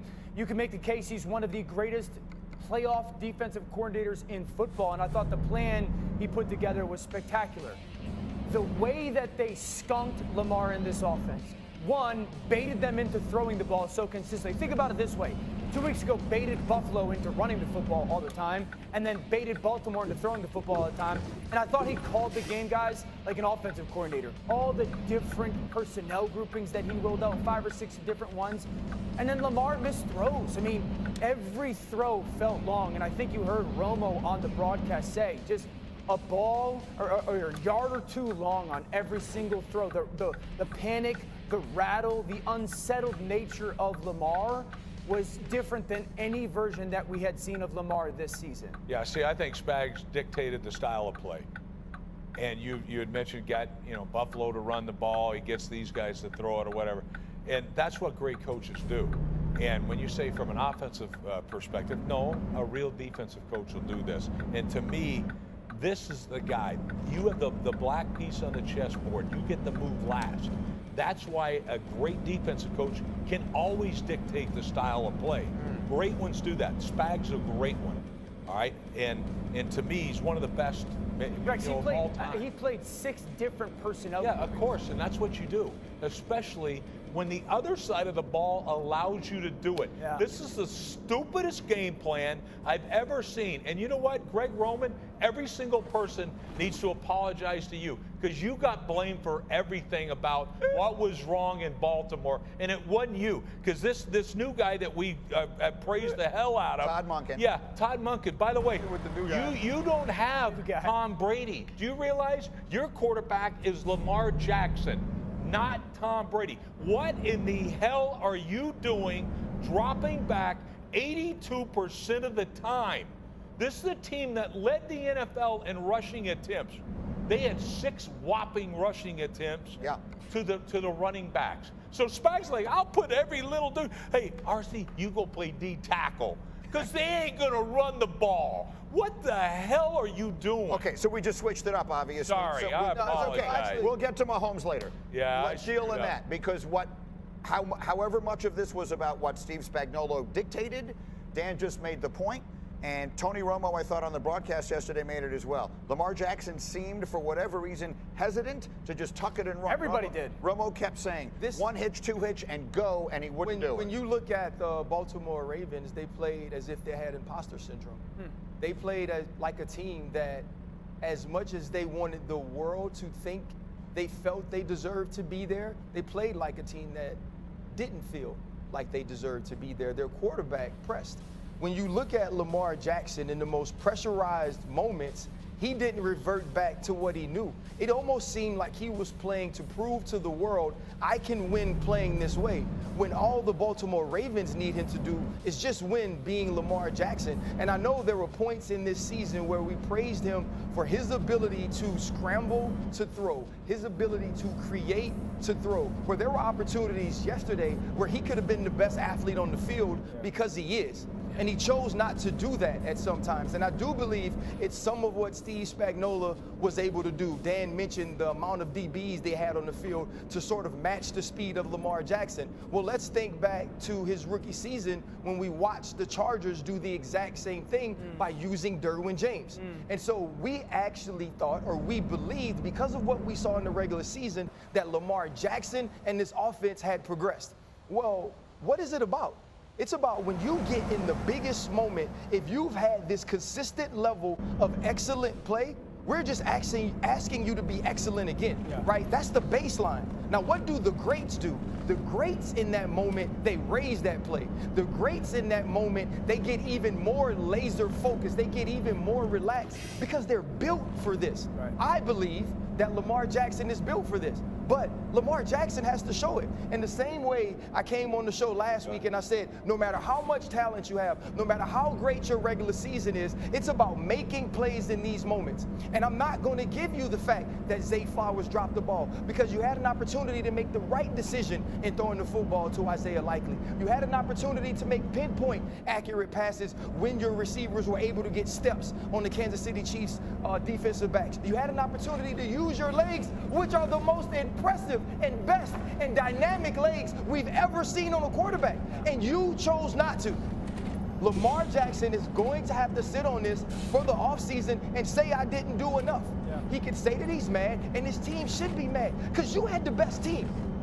There were other years where I was like, he put this team on his shoulders, and ain't no way he's supposed to win a Super Bowl with Hollywood Brown being his best receiver. Ain't no way you're supposed to win a Super Bowl when you can't stop the run against the Tennessee Titans. But you're supposed to win the Super Bowl this year. The Kansas City Chiefs are the most vulnerable this year. You're the best player in the world this year. You have the best defense this year, and you don't do it. So the same way we pissed on Dak Prescott when he lost, the same way I felt about Josh Allen when he lost, you got to feel the same way about Lamar Jackson. And this tells me too, Patrick Mahomes ain't got no rival. He does not have one. It's Patrick Mahomes and everybody else. And if you bring in anybody into the conversation, it's only Joe Burrow, because right now he's the only person in the AFC that has shown that he can slow his heartbeat down and compete against the great. It's a disastrous loss for Baltimore. MVP, #1 seed, historic defense. Patrick Mahomes was absolutely spectacular. And we saw the difference with Patrick and everybody else. When they needed Patrick to be great, he was absolutely great. It's the best run that I've seen him and Andy Reid go on, and the throws that he made between him and Travis Kelce early on in that game, no one else outside of Brady and Gronk are making in this game. And that's what makes them so special. And no receiving duo or no combination has ever done more in the postseason than Mahomes and Kelce now have. It ain't been that long. Rewriting the record books. It's ridiculous. And they've done it in 6 years.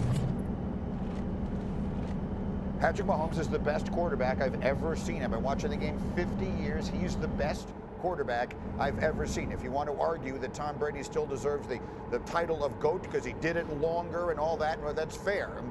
Patrick Mahomes has been doing it for 6 years. But he's the best I've ever seen, and this is his best accomplishment. Yeah, that is not hyperbole, Greeny. That is the absolute truth. I think so many times people try to look at numbers and metrics and analytics instead of just looking and using their eyes. And watching a guy play, watching a guy affect the team, and watching a quarterback change the legacy, resume, and career of a Hall of Fame coach in Andy Reid. Andy Reid has been a great coach every single year he's been in the NFL. He's never been as good as he has the last 6 years with Patrick Mahomes. And this is not only just Patrick Mahomes' greatest run as an individual player, I believe it's his greatest run as a leader. Let's think back to that Monday night versus the Philadelphia Eagles. And we all come in here Monday morning. I mean, we come in here Tuesday morning, and he's saying that I could have thrown the football better.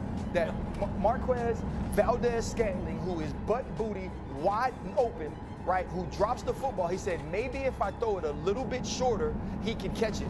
And what that said to me is he's not only a good teammate, he's one of the best teammates in the world. And if I'm Valdez-Scantling, what I say is, at some point, I'm going to swing this back around to him and make up for letting him down. And if you think about the last week, the 2 big catches against the Buffalo Bills, and then to have the faith in your wide receiver to go back to him in this crucial moment, in the same sort of position, in the same sort of play, and say, I'm going to give you another chance. And for Valdez-Scantling to make that play, it shows who Patrick Mahomes not only is on the grass for this team, but who he is in the building. I go back to Patrick all throughout this season consistently saying, I'm gonna keep throwing it. And many of us, myself included, are like, you better stop, because they're not trusting, or they're not like earning your trust. I think that the thing that we've seen from Patrick is we've seen this incredible evolution. They scored 17. I don't want to describe this game, but they were going against a historically great defense. And if you watch early on in that game, it was like vintage Patrick, the old school Patrick, making some unbelievable throws between him and Travis Kelce. And that's what they needed. They needed to take a jump on this football team to allow the dictating of the game. They sprint right. This is 4th and 2. The Ravens are in the perfect play call. He snaps his eyes backside. This happens once a year. You make this throw once a year to Kelsey and snaps his eyes and throws it perfectly out in front on the run. And then this is Kelsey one-on-one. Kelsey's going to push up, run an out route versus man coverage, and then a go route. It's a double move. There's one place to throw this football. You have to throw it on his back hip versus Kyle Hamilton. He just so happens to do it, and it's unbelievable throw and catch. And then this is 3rd and 5. This is the play that was talked about. It's 10 seconds. Where he throws this football to Kelsey, and the adjustment by Kelsey is absolutely spectacular. He's the only guy in the history of the NFL is making this throw. The history of the NFL making that throw. But then the evolution is this. Once they get that lead, he manages the game. He doesn't take unnecessary sacks. He doesn't force the football to unnecessary places and give any type of momentum or life back to Baltimore. That's the growth that we've seen over the past couple of years for Patrick. When he needs to be special, he's special. And when he needs to just control the game, he's able now to control the game. He's the best game manager in the league, in addition to being the most spectacular player. We just had a stat up there. He's gone 6 consecutive playoff games without an interception. No one in the history And you're not of the sport supposed has to ever be done able it. to make the jaw-dropping, ridiculous wild throws and not throw interceptions. Yeah, I got to say this because I mean, I've had to defend against some great ones or whatever, and it's funny because going in, you know, Joe Montana was always the standard. All right, then all of a sudden nobody will ever be better than him. Then all of a sudden Tom Brady shows up. Yeah. All right, and nobody will ever be. I mean, there's no chance in hell. This guy's by far the best of all time. This kid's gonna be all right. Oh my God. Like, are you kidding? How the heck does this happen? Your point, Greeny, about him being a game manager. Yeah. All right, no interceptions, 11 touchdowns. These last 2 playoffs, 6-0. He's taken 5 sacks in 6 games. This is what he refuses to do. You talk about a game manager? Game managers don't have negative plays. This guy is ridiculous about it. Really is. He stays alive. He gets rid of the football. He never takes a sack. I mean, he takes 5, 1 a game. Like, it's a joke. He's better how than we good think he is. Yeah. No, he's heads. This, to me, this is the greatest era of quarterback play ever. Yeah. And nobody's close. Yeah. Nobody's close. Yeah. I also thought that. Go ahead, RC. No, I think that having a player start their career as fantastic as Patrick Mahomes, 50 touchdowns, 5,000 yards, MVP in your first year, and continue to grow, right? The numbers aren't always going to say it because it's going to be difficult to either equal that or surpass that every year. So where are you getting better? Are you getting more intelligent? Can you understand defenses better? Can you put your guys in a better position to succeed? And on top of that, can you empower them to succeed? Every time that we point to Tom Brady, we talk about the Edelmans, we talk about the Amendolas, we talk about the Wes Welkers, all of these players who weren't thought to be great football players that Tom Brady allowed to be that way. We have to start speaking about Patrick Mahomes in that same vein. And you look at what he and Travis Kelce were able to do. I don't know how many more times we're going to see this. I don't know if Travis Kelce walks away after maybe winning this Super Bowl, but what they did in that first half was absolutely phenomenal. Yeah. You knew that Travis Kelce needed to step up. He hasn't been his vintage self the entire year, and Patrick Mahomes still went to him in the tightest of coverages, in the biggest of moments, and they were able to connect. That is repetition, that is experience, that is confidence, but more than anything, the Kansas City Chiefs walked into this game and said, we are the Super Bowl champions. Yeah. Not past, not just future, but present. And we are going to play that way. It didn't matter what field they were on. It didn't matter the odds. And I think that's what showed up more than anything to me. And can we also give credit to their entire coaching staff, starting with Andy, obviously, and we gave credit to Steve Spagnuolo and Matt Nagy. I thought they outcoached Baltimore in every conceivable way.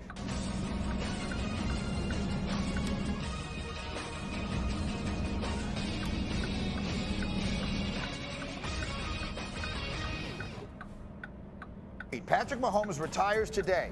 He's the best I've ever seen, and there's no conversation. He goes into the hall with no vote. It's almost become laughable. We should probably stop critiquing regular season woes and struggles. Just wait until championship weekend and watch then. I mean, are we just not? I'm tired of it, right? Because I'm always like, hey, I'm going to bet against Patrick Mahomes. People are hurt. The tackles suck. The wide receivers can't catch the ball. Patrick got to lose now, huh? Oh, wait, he's on the road. This is our chance. Patrick's is going to lose. No, he's not. After the wild card game, I tweeted, I was like, you know what? The Kansas City Chiefs could fool around and win this because they have Patrick Mahomes and a good defense. But the main part was that they have Patrick Mahomes.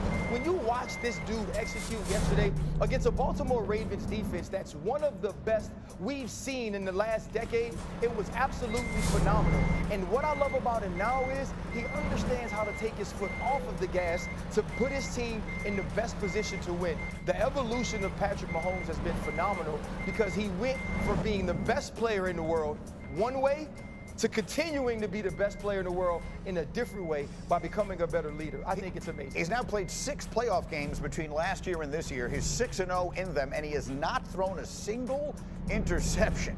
Now, of course, Tom Brady is the GOAT, and he deserves to be recognized as such. He did it for so long, and that is part of the conversation. Longevity definitely plays a part in the GOAT conversation. But if you look at the relative positions where these guys were at the same times in their career, Patrick Mahomes is very much on his way to making a legitimate run at being the greatest of all time. You see, if nothing else, the numbers of passing yards and all that kind of stuff. Explain the quarterback piece of this, because what Mahomes does, just to my eye, better than anyone I've ever seen, is he can do the spectacular, but he can do it without making the big mistake.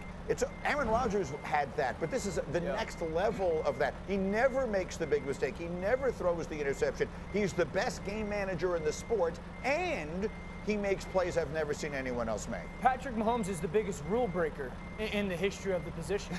He does so many things that, as a quarterback, really from the first time you start learning about how to play the position, you get taught don't do, and he does it more consistently and better than anybody ever. And that's why he's the rule breaker. Greeny, he has changed the way that the NFL looks at the position and changes the way the NFL kind of values the position.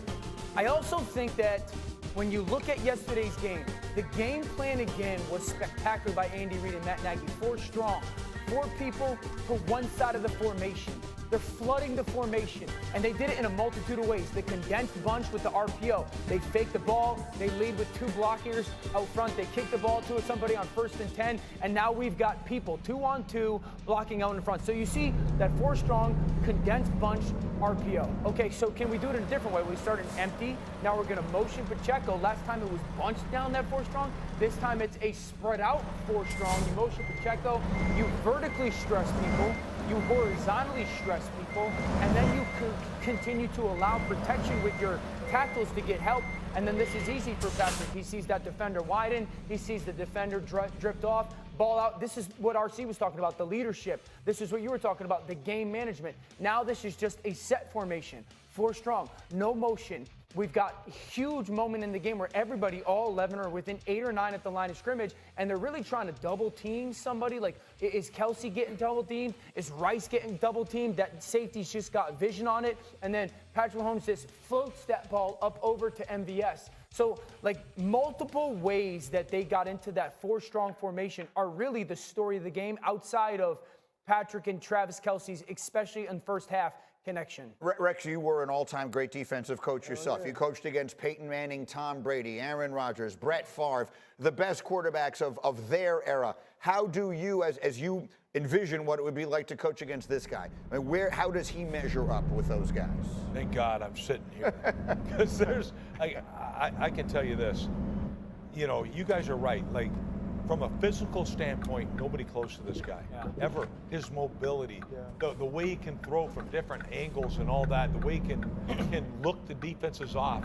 It's crazy. We never see anything like it. And by the way, you talked about the best game manager of all time, as if that's a negative. Like, people look at that as negative. No, that's the best thing you could say about a guy. He doesn't put his team at risk. And I look at it this way, too. Look, not only has he not thrown interceptions like the last 6 games, all right, the last 2 years in the postseason. All right, he's taken 5 sacks. He refuses to take a negative play. He doesn't put his team at risk.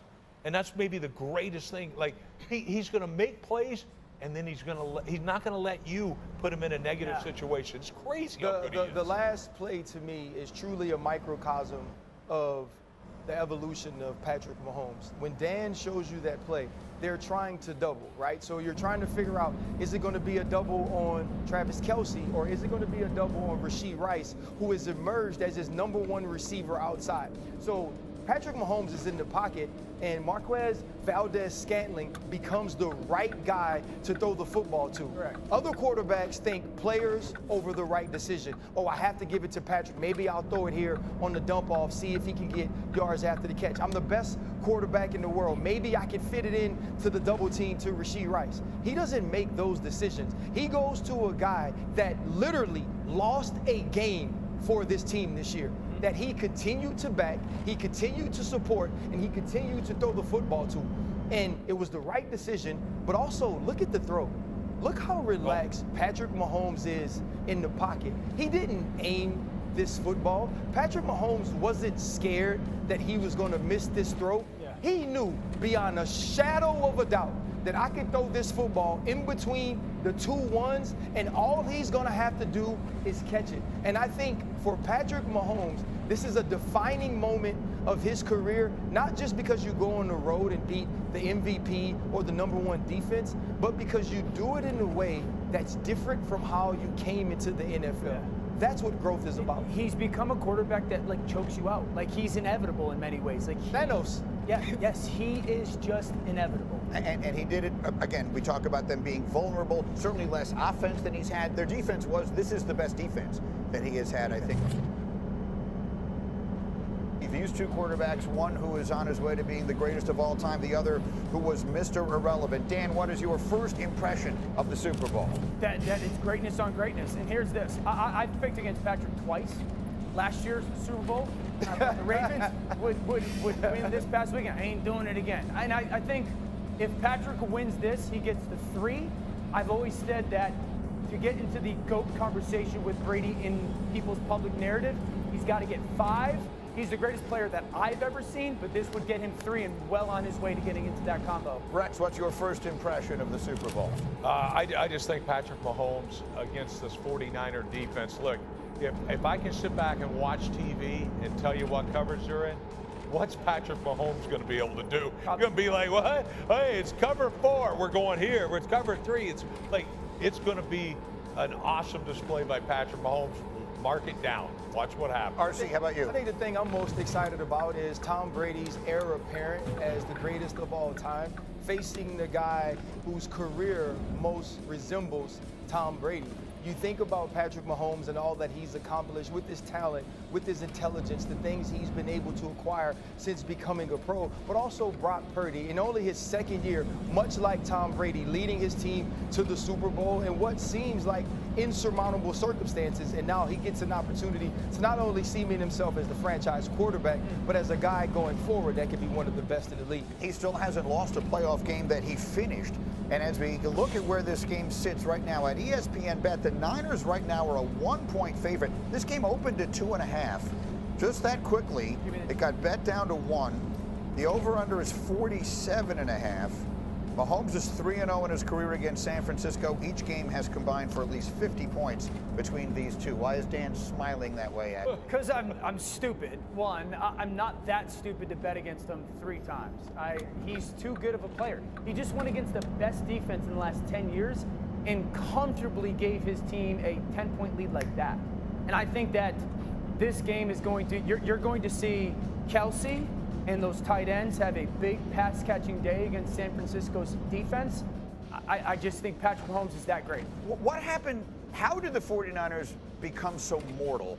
There was a moment in time when I was referring to this year's playoffs as the San Francisco Invitational. They were humiliating the best teams in the league when they went head-to-head with them. Now, all of a sudden, they barely get past a Green Bay team. They need a late drive. They barely get through yesterday after come from 17 down. Yeah, I think if you watch the game, like it's football, right? Teams are understanding the way that you can run the football on them, how you can attack those zones. They're starting to get film. And also, every now and then, it takes people to see you get punched in the mouth by other people in order to stand up to you.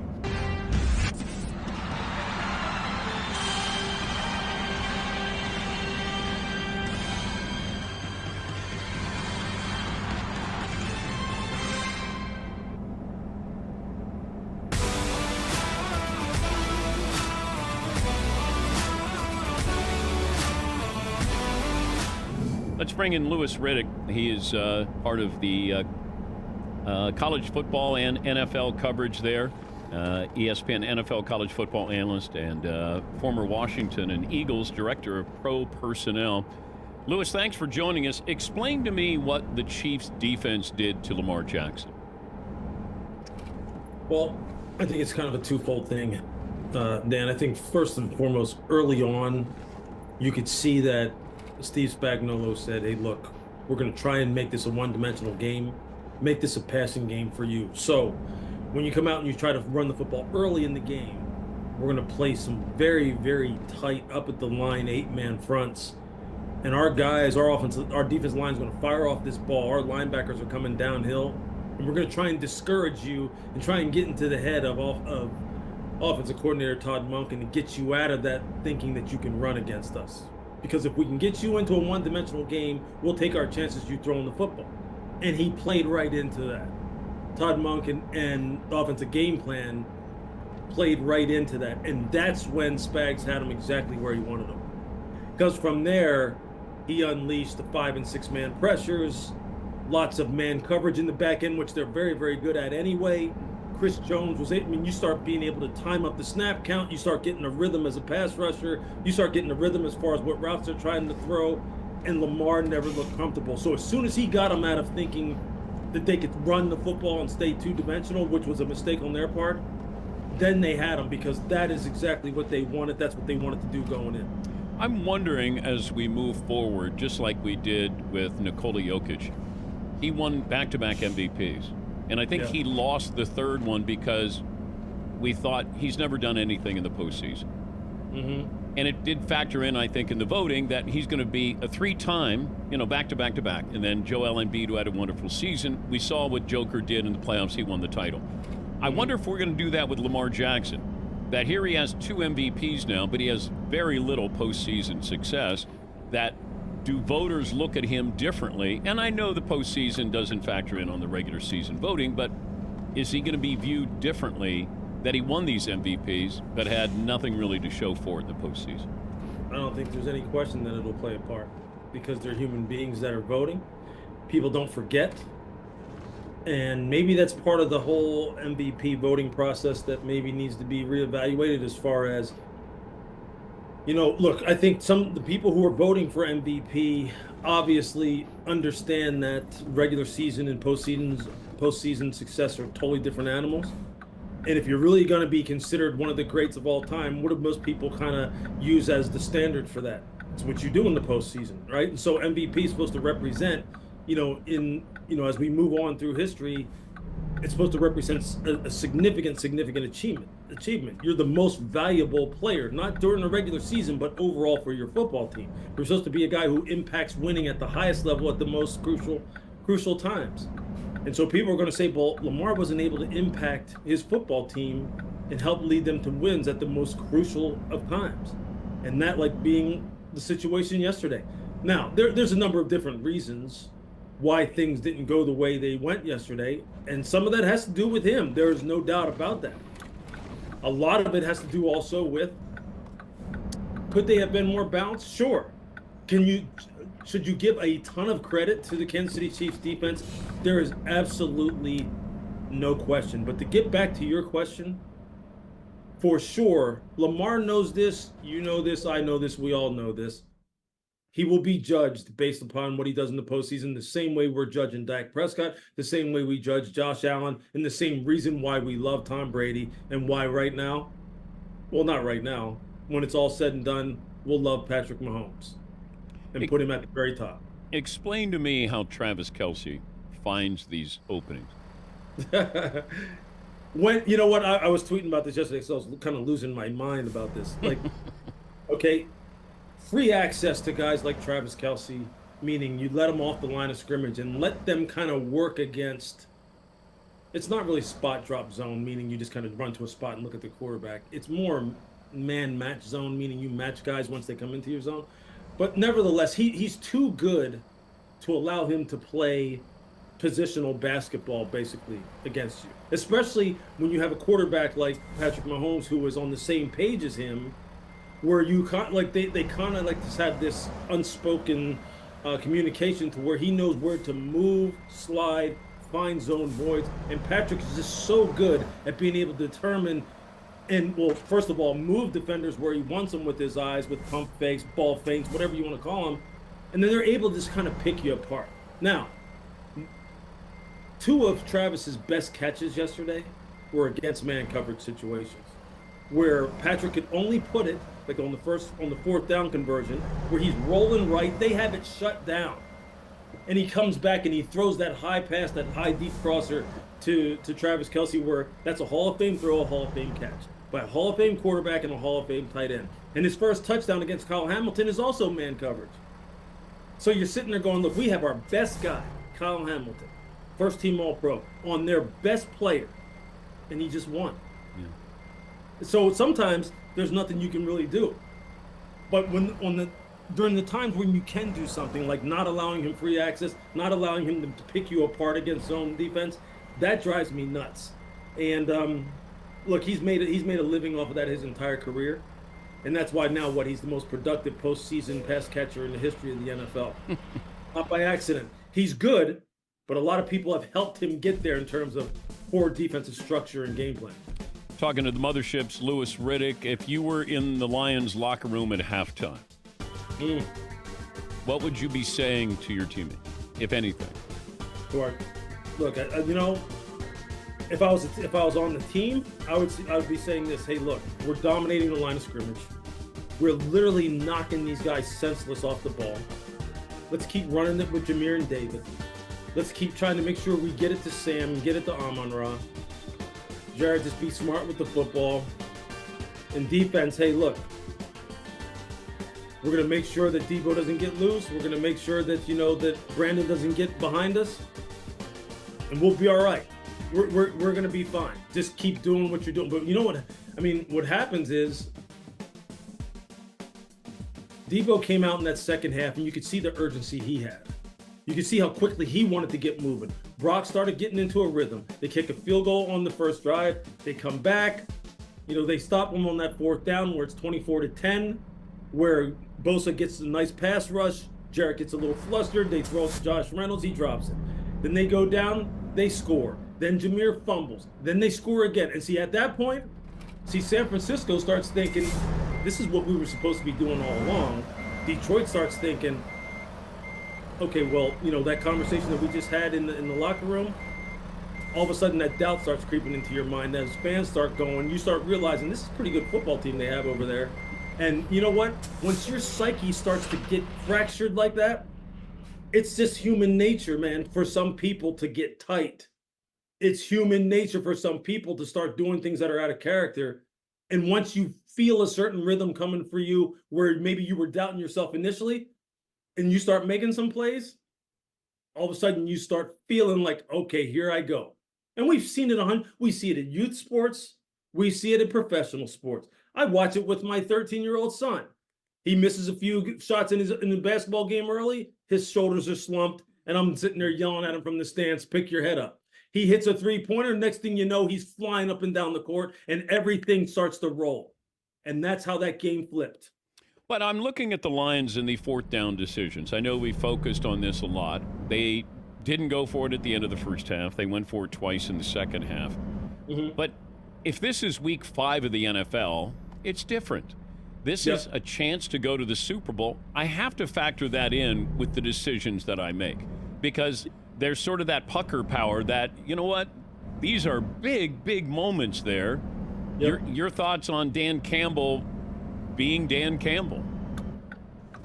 Yeah, look, and I've thought about this a lot, because, look, I understand that Dan has taken the information the probabilities of success in those specific situations in terms of being able to convert, the probabilities in terms of how, how it affects, maybe the probability of them winning the football game. If he is to convert, what are the chances of convert? And look, he's done that all year long. And so he stayed true to who he is. And he has continued to try and be very aggressive because they've had a ridiculous amount of success being successful. I get it. So I get that part of it. I think sometimes though, when you decide, okay, so if you're gonna, in those situations, like let's just talk about Josh Reynolds in particular on the first one. All right. Yes, Bosa had a great pass rush and it affected Jared Goff and it was a little bit of an off-target throw. But you know what? If I'm gonna go for it in those situations, one of the things I'm gonna do is I'm gonna make sure that the play that I have dialed up, come hell or high water, I'm trying to get it to the guy who I know is going to be the most consistent playmaker for me, because he has been in the past too. If I'm going to remain consistent in terms of my aggression, then 14 is getting that ball somehow, some way if I'm throwing it. Amon-Ra's the guy. He's not going to be a second or third option backside. He's the primary guy. And why wasn't he the guy? Why wasn't he the guy in that situation in particular? Because clearly Josh Reynolds was not able to rise to the occasion. It started getting in his head. And I know maybe Jared Goff was just playing out the play, and reading it out the way it's naturally supposed to be read out. But I'm telling you, if you're going to go ahead and be aggressive, then I'm definitely going to make sure it's about players over plays, and I'm getting it to my best people. And I don't know if they necessarily did that. And they're going to have to live with the results. Yeah, you just wonder, it's set up as well as it possibly could for the Lions. That you had the Cowboys bow out, Tampa makes the playoffs, you don't worry about the Eagles. It just felt like, okay, you can beat San Francisco. Green Bay should have beaten San Francisco. And You're up 24-7. How do you how long does this one sting? Oh, it'll sting. It'll sting forever, simply because there's no guarantee that they'll ever get back there, and he admitted that. But is this 28-3 Falcons Patriots type of? Obviously that's Super Bowl, but it still has that kind of lingering, like, heartbreaking effect. Look, I remember my very first year working for Philadelphia in 2008. We made it to the NFC Championship game against Kurt Warner and Arizona Cardinals down there in Arizona. And I remember thinking, man, we got all the way here. And when we lost that game, I remember that flight home. I didn't play the game. I was a scout there, and I was up in the booth helping that day. But it felt just rushing, and we never got close to getting back to that. Andy never got close getting back to that until he got to Kansas City. So it could be years. It could be years before they get back there again. And it's and you know what? And I'll tell you what. And I know people. I've heard this morning people keep saying Detroit gave that game to San Francisco. San Francisco didn't win it. Detroit lost it. Well, you know what? Okay. I saw Brock Purdy make some very special plays. I saw all of a sudden Nick Bosa making some very special plays. I saw Fred Warner making some very special plays that it wasn't just Detroit giving it to him. They took it. And I think that's what makes this game and as beautiful as it is, and what makes it as heartbreaking as it is because when you're that close and you know that every single situation, every single decision will go down in history as far as whether or not you made it to a game like the Super Bowl or you were just a couple plays away, man, that's hard. That's hard to stomach. And I don't necessarily think teams necessarily lose games like that. I think it's more about, players making plays in crucial situations that really are able to rise to those moments. And you saw some guys rise to those moments yesterday and some guys not be able to rise to those moments. And I really think that's I think we're kind of cheating San Francisco to say they should have lost to Green Bay or they should have lost yesterday. Yeah. No, in the biggest of moments, which is how we judge the great players who play this sport, guys like Brock Purdy made plays, Brandon Ayuk made plays, Nick Bosa made plays, Fred Warner made the plays. Tayshaun Gibson, he stripped Jahmyr Gibbs because he's been coached to do that. And in the most crucial moments, he made the play and Jahmyr didn't secure the football.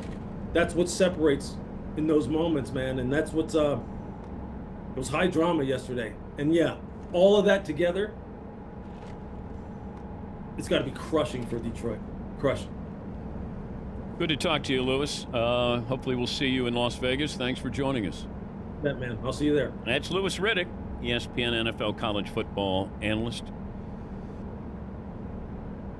I will tell you one of the top storylines coming up over the next 10 to 14 days, and get ready for it. I'm sure it's even starting right now in some other places. Get ready for it. Purdy's game managing, game changing matchup with him versus Mahomes, and how he's going to do against Mahomes and the Kansas City Chiefs defense. And there's enough time for all that stuff. And how shaky he looked against the Green Bay Packers. And then in this game against the Detroit Lions, who needed only about 90 seconds of game time to take their first ever lead in the history of the NFC Championship game for them. And Brock Purdy throwing a couple at the Green Bay Packers secondary, and they dropped the ball. And this time around, the Lions didn't, and took that turnover and turned it into points to take a 17-point lead on the 49ers in this game. He couldn't blame the rain. It was a nice night, nice afternoon, nice night. Couldn't blame Deebo Samuel's shoulder. He was playing. He looked as spry as 19 could ever look as spry. Can't blame it on anything else. Couldn't blame it on, how about this, the rust. Remember that? They didn't play their starters in week 18 and then had a week off. Couldn't blame the rust. You played last week. And then the second half hit. And I understand Dan Campbell made decisions that kind of let the 49ers off the hook because of the way they made the opportunities hit. You can't have the door opened for you by your opponent coach's decision making without walking through it and blowing it open. And Brock Purdy got lucky to start when, after Dan Campbell decided not to go for a 3-point lead again, just try to press the pedal to the metal and tried to keep the ball and maybe take a 3-touchdown lead, not a 3-score lead. When he decided to just leave the door open for the Niners, and Purdy goes up top, and a ball hits the defender's hands and winds up in his receiver's hands, everybody's going to hang their hat on. He was lucky. Sometimes you need that instead of being good, because a couple snaps later, Purdy was good. He found Ayuk in the end zone. That was a dart. That was a dart. And then the comeback was on. The defense comes up with a takeaway of Jahmyr Gibbs, the brilliant rookie who helped get that 17-point lead. Took the ball away. Purdy comes back. Touchdown. And the thing that I was really impressed with for Brock Purdy was when the game was on the line, he used his legs also, showing you he's got not just neck up, and sometimes he's got to set those feet and make the throws, but when push comes to shove, he can run the football too. This is something the Chiefs better watch out for. They thought maybe they were done with running quarterbacks after they kept Lamar in the pocket in the AFC Championship game so expertly. Well, guess what? Brock Purdy had 3 scrambles in this game. All of them for first downs. All of them. 2nd and 11 from the Detroit 25. Down 24-17. After that drive, that the Brandon Ayuk tip ball winds up in his hands. And after they made it 24-17, and after they got the turnover, and it's 2nd and 11 from the Detroit 25, just on the outside of the red zone, he scrambles for 21 yards down to the 4-yard line. Guess what happens? Touchdown. Tie game. Later on, from the Detroit 23-yard line, on another drive later on in the fourth quarter. 2nd and 6. What does he do? Of a tie game, a 24-all. 10-yard scramble. Inside the red zone. 2 sacks, though. What does he do after that? A 7-yard pass to Debo to keep things on the up and up for Jake Moody, who, bless him, split these uprights to give the Niners a lead. And then later on, after Dan Campbell makes one more head-scratching decision to not go for a game-tying field goal, to go ahead and go for it on 4th down and give the ball back to the 49ers, what does he do? On 3rd and 4 from midfield, the Detroit 49. He scrambles it for 21 yards to the Detroit 28. What happens later on? Touchdown. Those are the points that the Niners needed to stave off the Lions. Brock Purdy getting it done with his legs. As a matter of fact, if he didn't have to take that 3-yard loss at the end of the game because they needed him to just dance around for a bit to get rid of the clock and win the game, he would have had 1 fewer rushing yard on Championship Sunday than Lamar Jackson. And he overcame an interception. And he loves to play football. You could see it. And his team loves him. Mike, Kyle Shanahan had this to say after the game about Purdy. Thought it was the difference between winning and losing. He made some big plays with his legs, getting out of the pocket, moving the chains in some first downs, getting some explosives. He competed his ass off today, and it wasn't easy for any of us, but he kept grinding and was unbelievable there in the second half. Yeah, difference between winning and losing. Christian McCaffrey, who did his thing. MVP. It's tough to argue, isn't it? 20 carries, 90 yards. 4 catches, 42 yards, 2 touchdowns on the ground for McCaffrey. My goodness. My goodness gracious. And at one point, he would have had a third. Elijah Mitchell came in and scored that last touchdown to put him up by 10 because he landed on his head. He had to come out for a snap. This is what McCaffrey had to say about Purdy after the game. Man, I don't have enough good things to say about Brock. All he's done since he's been here is play at an elite level, and everything starts with him. And I'm just we're lucky he's our quarterback. He takes a lot of heat for absolutely no reason. All he's done is been a great leader, been a great player, and I'm so proud of him and pumped up that I get another one with him this year. He sure does. It's called the Super Bowl in Las Vegas, Nevada. Let's hear from the man himself. I hope he's ready for what's coming over the next 13 days, because the other guy is the greatest under 30 quarterback in the history of the NFL in terms of all the metrics, and we'll show you later about that. Because as you know, Tom had a pretty great career from 30 on. That Mahomes is going to have a tough time matching that. But right now he's ahead of pace. But again, that's later on. So Purdy is going to have to get ready for the comparisons, because it's going to be difficult for him, although he does have the nice soft landing of being a Super Bowl quarterback in just year 2, despite being the last pick in a draft 2 seasons ago. Here's Purdy. Yeah, it's huge. Obviously, just the feeling of redemption, coming back. It's huge, man. And for all of us to what we went through, I guess last year, this whole year's been crazy. You go through highs, you go through lows, and even in this game, the season's on the line, you're down 17. And then to see the clock hit 0 and you're up is special to all of us. And so obviously we have one more, job's not finished, but I can't tell you guys how proud I am of the team to fight. Now, of course, Brady's name is going to get thrown about because of Mahomes is chasing Brady, and Brady's childhood team is the 49ers, and Brady's going to loom over these entire proceedings over the next 2 weeks just because he's Tom Brady. Also, I assume he'll be in Vegas. He might be knocking on the door of ownership there and whatever. The reason why I bring him up is, again, I just remember when Tom was fresh-faced. Everybody's wondering, oh, he can't do it. Because Brady was still learning. He was learning on the job. And you know what? I think that's what Brock Purdy's doing. I think Brock Purdy is still learning on the job. And it's going to be a tough comparison because the other guy, he's not learning anything. He's the one schooling. He's schooling everybody in Mahomes. And Purdy is learning on the job, as one would think the last pick in last year's draft, not this year's draft, last year's draft, would be doing.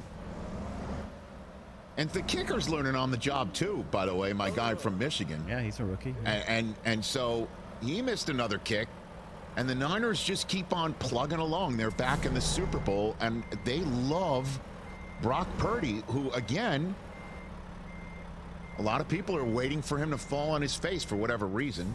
And twice he's fallen down, and he did get up. Against the Packers, last drive. Against the Lions, second half. Arms and legs and heart. And I think Niners fans, that's why they, as I said on game day morning yesterday in talking about Brock Purdy's struggles, Chris Berman famously says the Buffalo Bills, nobody circles the wagons like the Buffalo Bills, but I said, with all due respect, Boomer doesn't have a Twitter account. Because if anybody twitches in the direction of being critical of Purdy not being the guy, you know, Niners fans turn your mentions into a total dumpster fire right on the spot. So, but I'm giving him his flowers right now, because what will be lost today and perhaps tomorrow, and then the media will then turn the page to the two teams that are still playing, and of course playing against each other in the biggest game there is that America can stage and export, that it's going to be all about Dan Campbell's decisions. But those decisions don't mean anything if they don't take advantage of it. And the guy who was the one who took advantage of it the most is Brock Purdy. And everyone will be focused on the lucky bounce. You know? But there were the scrambles, there were the dime throws he made earlier in the game. He took one directly in the chops and threw one to Deebo Samuel for a first down. There was one where he looked dead to rights in the pocket, scrambled to his left, and found Kyle Juszczyk on the sideline. He made some great throws and was taking it in the chest, and at one point in the mouth. And where he was down on the ground and it looked like he got roughed and he's bleeding from his lip. So well done, man. Brock Purdy is a Super Bowl quarterback. Now all he's got to do is just hit the wide open receiver over the top in the last couple minutes if they need that throw. Because that's something Garoppolo couldn't do, as we all know, the last time these two teams faced in the Super Bowl. Catch the Rich Eisen Show every single day on the Roku channel, 12 to 3 Eastern, for free. Lions fans thought, and I don't blame them, that this thing looked really good for them, because the Lions came out and it took them less than a minute and a half to hit the Niners directly in the mouth and take out one of their kneecaps, and kept on hitting the Niners over and over again. Took a 2-score lead and then wound up taking, after the Niners scored a touchdown, a 17-point lead at half. And as I said in hour one, I'll repeat it here. If you're a Lions fan and you're like, you know, you went mostly full Hasselbeck. The full Hasselbeck will say, I'll take the ball, we're going to score, and then not. But they took the ball, they scored. They're saying to the Niners, we know you love having the opportunity to score on either side of halftime. Here you go. We are going to take the ball first, and you can have what you love to do in terms of game planning. And the Niners wind up not only not scoring right before halftime, because the Lions kick a field goal to go up 17 right before halftime, instead of going for it on 4th down. Put a pin in that. And then the Lions come out of the locker room on defense and hold the 49ers to a field goal themselves. The Lions, in getting the ball and giving the ball to the Niners right after halftime and giving them the opportunity to score on either side of halftime, they won that decision 7-3. They got 7 right off the bat, took the lead, and the Niners only got 3. They didn't score right before half, and they only scored 3 right after half. It's all working. And the 3 that the Niners get makes it a 14-point game. And you're dominating the line of scrimmage, and sure enough, to start the second half yourselves on offense, you start driving the football. You get the ball into field goal range yourself. And it's 4th and short, and you've got the ball on the San Francisco 28-yard line, and you are up 24-10. And what do you do if you're Dan Campbell on a 7-play drive? You go for it. Instead of getting the 3 points, they go for it, and they throw the ball to Josh Reynolds, and the ball's very catchable, and he doesn't grab it. And what do the Niners do with that opportunity? They score a touchdown. Now then, let's put a little bit more meat on the bones here. So instead of kicking the field goal from there, it's a 45-yarder. You should make those in the day and age of kicking field goals in the 45-yard field goal range, right? You'd be going up 17 points, and you'd look at the Niners and go, great job. You got the ball first to get the second half. No blood, as they do in Vegas. Taking a break. Midway through the third quarter, we now only have a quarter and a half to go to the Super Bowl. You haven't gotten any closer. We're going to kick the ball deep. You've got to drive the length of the field now on our defense. Instead, the offense comes back. The defense is feeling good about themselves, even though it was a drop pass. And, some of the SOL stuff happened. Lions fans knows what that stands for. Same old Lions. No. I mean, Purdy throws one up top. It's really like a jump ball. And it's worse than a jump ball if you're San Francisco, because it looks a little airmailed over Ayuk's head. I mean, if you take a look at the snapshot of Kendall Vindor having the ball basically in between his hands, and that turned out to be a 51-yard reception for the 49ers. I mean, the ball pinballed in between, like caromed off of his hands and his head, all that stuff. Look at this photograph on the screen.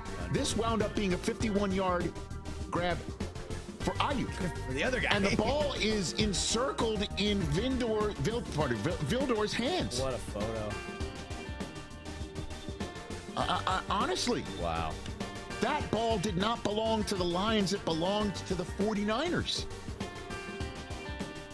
And then Purdy made a dot of a touchdown pass, and it's a one-score game. And then the Lions get the ball back, and their studly running back, Jahmyr Gibbs, who scored before to make it a 17-point game, was part of at least the 17-point halftime lead, he fumbles. And then short field for the Niners, and now you got a tie game. And that decision to not kick the field goal and go for it on 4th down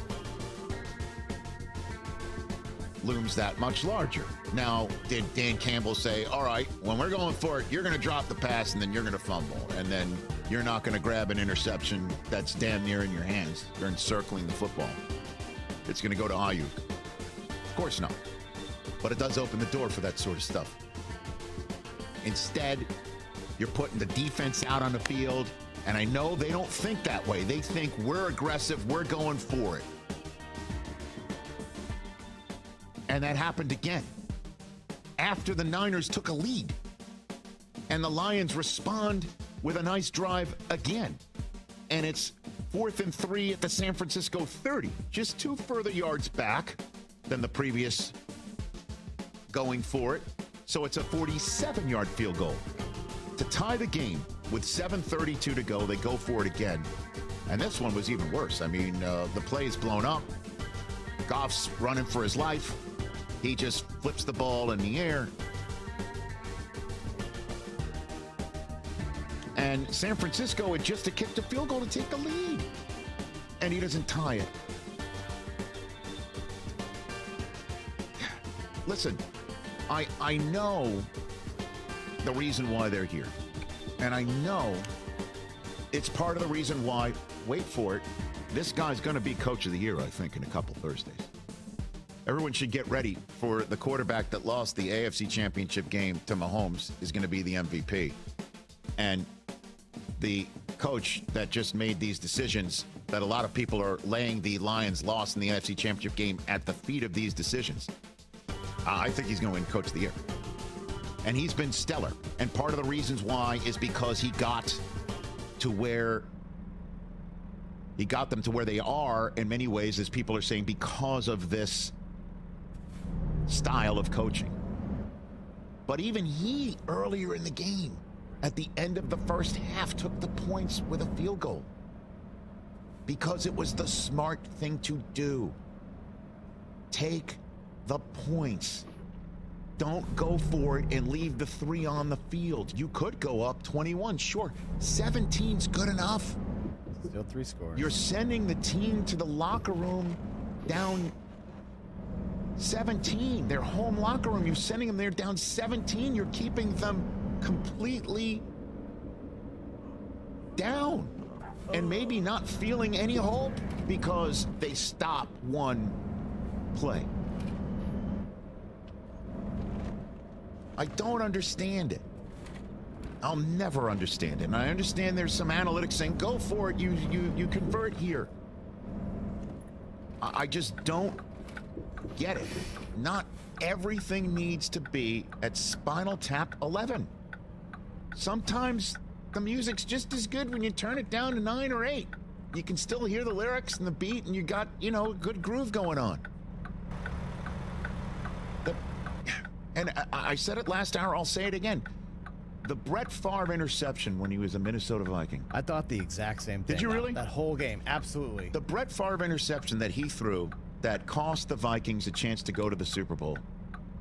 It sent the Saints to the Super Bowl. Because it's a great soundbite by Paul Allen. Paul Allen, I think it was at K-Fan. Is that what it is? He's been the Vikings play-by-play guy. Right, anyway, he's a Vikings play-by-play announcer. He screams out, like, what are you doing? Like, this isn't the Detroit Lions. And his point wasn't to slag on the Lions. That was just his way of shorthanding to say, this isn't just a regular season game. This is the Super Bowl. Yeah, it's not week 7. Right. So just because you did it in week 7 doesn't mean you do it in the NFC Championship game. Yep. That's my 2 cents on it. And Dan Campbell knows he's opening himself up to this second guessing. This is what he had to say after the game. Yeah, I just felt really good about us converting and getting our momentum and not letting them play long ball. They were bleeding the clock out. That's what they do. And I wanted to get the upper hand back, and it's easy hindsight, and I get it, I get that. But I don't regret those decisions, and that's hard. It's hard because we didn't come through. It wasn't able to work out. But I don't, and I understand the scrutiny I'll get. That's part of the gig, man. But we just didn't work out. Oh man, and I love this guy. He's just wears his heart on his sleeve, and he's, I know he's got the reputation that came out of the gate as not being a thinking man, but he is. He's got the smarts. That's you don't just get to his position and get the team to this spot. Well, you can see why guys love playing for this. Exactly. Team, and by the way, I just want to also say the team loves it, because I'm sitting there thinking, what are some of these guys thinking? That there's some fast and loose being played. Yeah. Well, and I'm sure there's some analytics saying it's not so fast and loose. Like if he had gotten that 4th down conversion here or there and they kept the ball, they could have gone up 3 scores, well, all that business. Or the upper hand as he's referring to it. Jared Goff loved it. This is what he had to say after. As a player, how do you factor in? Love it. What's it like playing for a coach that always wants to keep us put out there? Love it. We should convert. What's it mean overall to a team when a coach does that all year long? Yeah, he believes in us. He believes in us, and I don't know what the numbers are, but we had a lot of big time conversions this year that changed games, and I don't know what we were today. I don't know if I know we had the 2 we didn't convert. I don't know if we had any others we did, but yeah, it can change a game if you convert them, and we didn't, and that's part of the reason why we lost. And also at the end of the game, when they needed 10 points to tie. And it was 3rd and goal from the 1. And they needed to preserve all 3 timeouts left, because if they used one of those timeouts, they would then have to rely on an onside kick if they scored. Because if they didn't get the onside kick, those timeouts wouldn't get them the football back. Game's on the line at this point in time. And they ran it. And Ben Johnson, potentially, by the way, looks like he's the next coach of the Washington Commanders. He's going to be a head coach right? this week. He called a run. And if I'm the head coach, I'm getting on the headset saying, we are not running. Yeah. Let's figure out a play. We got Laporta. We got Saint, as they referred to him. And they ran it, and they had to burn a timeout, and that was basically the game. And what do you do? I thought you kick the field goal now. Maybe just get the points. And he went for it there. And they got a touchdown, and it worked. Right. And it kept them in the game. So now the onside kick happens. You could get just a couple of snaps, and you're in range to tie this game.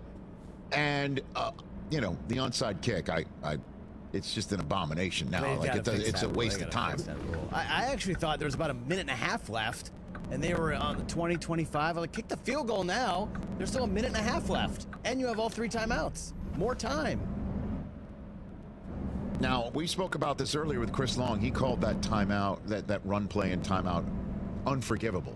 That's the one that he's really laying at the feet of the coaching staff, because that one would have to say it's a collective decision with the OC and the DC. I mean, the HC, right?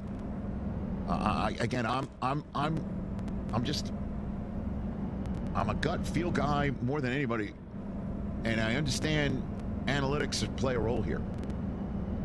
That 4th and 2 play when you're up by 14, that one I can somewhat understand. The one I couldn't understand is, why aren't you going for the time? And if you go up in the one that you turn down to go up 17, to me, you're also turning to the Niners and saying, okay, you just wasted a half of the 3rd quarter. Good luck. You're down 17 again. You're going to have to score 3 times. But that one, even that one, you can convert it. You're still up 14. You're not thinking there's going to be some dipsy-do play where you should pick it off, and instead it's a 51-yard grab for your opponent. You don't think your rookie running back's going to fumble it. You don't think any of that stuff's going to happen. And, of course, it just magnifies the decision when that stuff happens. Though I don't get the one at the end. How are you not tying this game and saying with 7:32 to go, your turn? And put the pressure on Purdy here. Instead, you put Purdy back on the field with a lead. Of course he's going to play fast and nice and easy, don't you think? Well, the game on the line now, you need to score. This one, it's just like scoring's a cherry on top. Man, what a way for this season to end. And the future's bright. I know he was really honest after the game. I love everything about him. I love everything about him. Being honest after the game, saying, totally, guys, I don't know if we're ever going to get back here, but I think we can. The only way that we can is if you work your ass off in the offseason. You got to, the all grit message. And did you see the video of him? I saw this one on IG today of him putting his arm around Teddy Bridgewater, walking out the building. Yeah. Did you see that? Because Bridgewater's going to retire. Yep, I saw that. I mean, he knows everything about what it's like to be a player in this league and a warrior and an all grit guy. Lions fans, I feel for you. Again, this photograph on the screen of Vildor having the ball in between his arms, like encircling it. And Ayuk is as far away from that ball as you possibly can get, and he's about to catch it for 51 yards and change the whole game. And that's the SOL stuff. That's the SOL stuff that Lions fans can't abide, and I don't blame them. Catch the Rich Eisen Show every single day on the Roku channel, 12 to 3 Eastern, for free. Zay Flowers, who I loved when they drafted him, had a really good season, did not have a good day yesterday, and he had the ball stripped from him as he's getting ready to go into the end zone. I'm going to give you both calls. Let me give you the Ravens call of Zay Flowers with the ball being stripped from him. Aguilar sets to the right in the slot. Chiefs show blitz pressure, they bring it. Lamar fires to the end zone. Nope, shy of the end zone. Zay Flowers dives at the goal line. Ball comes loose. I'm hoping. I can't tell. It looked like he broke the plane. The officials converge, and they're calling a touchback. This will automatically be reviewed because it's now a touchback. We're taking a look at the first replay. It's close. It is right at the line. No, he dropped it. He got it knocked out. Yeah, it wasn't close. And if he goes down at the 1 yard line, it's first down there. Here is the Kansas City Chiefs call of Zay Flowers' fumble. Here's Lamar Jackson over the middle, caught by Zay Flowers, and lunges for the end zone. They're going to say the ball's out. They're going to say the ball is out in the end zone. The Chiefs think they have the ball in the end zone. No official has been given yet. They're going to say a touchback. The Chiefs recover the ball in the end zone. Zay Flowers caught the ball and fumbles the ball into the end zone. The runner fumbles short of the goal line, recovered in the end zone by Kansas City has a touchback. Zay Flowers hit short of the end zone and fumbles the ball. Okay. Yankees win. That's courtesy of The Wolf, the Chiefs radio network. Also 98 Rock Ravens radio network. Zay Flowers after the game. Justice just said he doesn't want you to feel like you're defined by one play. What does that mean to you that your teammates are talking like that right now? Like I said, those are my brothers. I ain't expect nothing different from them. So, we all got each other backs. Yeah, they do in the offseason. But once again, this is when the Joker won 2 MVPs. And then he didn't have any postseason success. And I think that factored in on him not going back to back to back, and Joel Embiid won the MVP. Well, Joker won the NBA title. So no one will ever vote going, well, he hadn't had postseason success. Lamar Jackson might have a tough time winning MVP, even though what you do in the postseason is not supposed to impact what you do during the regular season. He did not have a good game. They did not have a good game. But Kansas City, once again, as an underdog, and they're an underdog. It started out at, I think, 2, and now it's down to a point. So a slight underdog. But once again, here's Mahomes as an underdog. And as I said, for many, many years, felt like a couple of decades, I'd never bet against Tom Brady. I'd never bet against Patrick Mahomes. He has elevated to that status. And there aren't many people in that category there. It doesn't take long to call roll, but he's there. And he did just enough. By the way, Isaiah Pacheco, he's fun to watch. Can't be fun to tackle, but he's fun to watch. He gets his money's worth every single time. Like you can't go, hey, you didn't seem like you gave 100%. I didn't, I gave 110. He just runs angry. So we'll come up with a poll question, but that's the betting line right now. The over-under is 47.5 according to DraftKings, but the Niners, they are favored by 1. Odds to score a touchdown in the Super Bowl. Who has the best odds to score a touchdown? Marvin, I'll start with you. CMC. Bloop, bloop, bloop. And congratulations to your 49ers, Marvin. Yeah, we? The first half was a rough one. Yes, it was. Yeah, it was we. And Travis Kelce, who I didn't think had a particularly good year, and maybe is not the best tight end in football anymore, but when you need him, you got him. 11 catches and a touchdown. 8 career playoff games with at least 100 receiving yards. That ties anything you do that ties you with Jerry Rice, or you're in the category with Jerry Rice, that's good company. That's the most all time. So he's had 6 career playoff games with at least 10 catches. That is double more than anybody else in history. He's special at finding that spot. Hey, you're going to do man, you're going to do zone, don't do zone, you'll find a spot. Like, he just sort of drifts. He floats out there, and then he stops. And then Mahomes finds it. Still, it's one of those where you go, how is he always open? But it's understanding spacing. Like, there's certain guys where you go, how does that guy get his shot off? How is he always open? Like, there certain guys in certain sports, you go, how does that happen? Kelsey's one of those guys that you just go, he just seems to know how to play the game. find the spot. Because remember, we were thinking Kyle Hamilton, they got their safety, young kid, physical, big as Kelsey, going to match up with him, and all of a sudden it's like bloop, bloop, bloop, bloop, bloop, bloop. And I'm going, somebody better tell the safety Travis Kelsey's having a career game. Yes, Tom. And Kelsey kept his cool, which the Ravens on a couple of occasions did not when he got headbutted and knew not to retaliate for a 15-yard penalty on that. Yeah, what are we doing? I don't understand that. You get a taunting penalty or you do a headbutt, like nobody's watching? Like you're that out of control? You're going to do that? Wow, I'm going to get back at you. You're wearing a helmet, I'm going to headbutt you. Oh, wow, that's got to hurt. Or I'm going to stand up and spin the ball over you. Like, what are you doing? What are you doing? Yeah, Paul.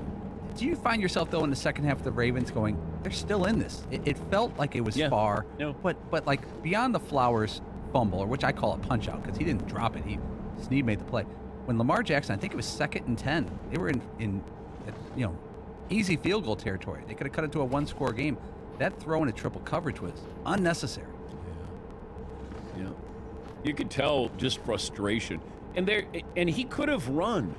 That's one of those where you start believing what everybody keeps saying about you. I don't know. Can he stay in the pocket? Hey, can he carve you up from the pocket? I would have Lamar Jackson. Okay, if it's week 3, stay in the pocket.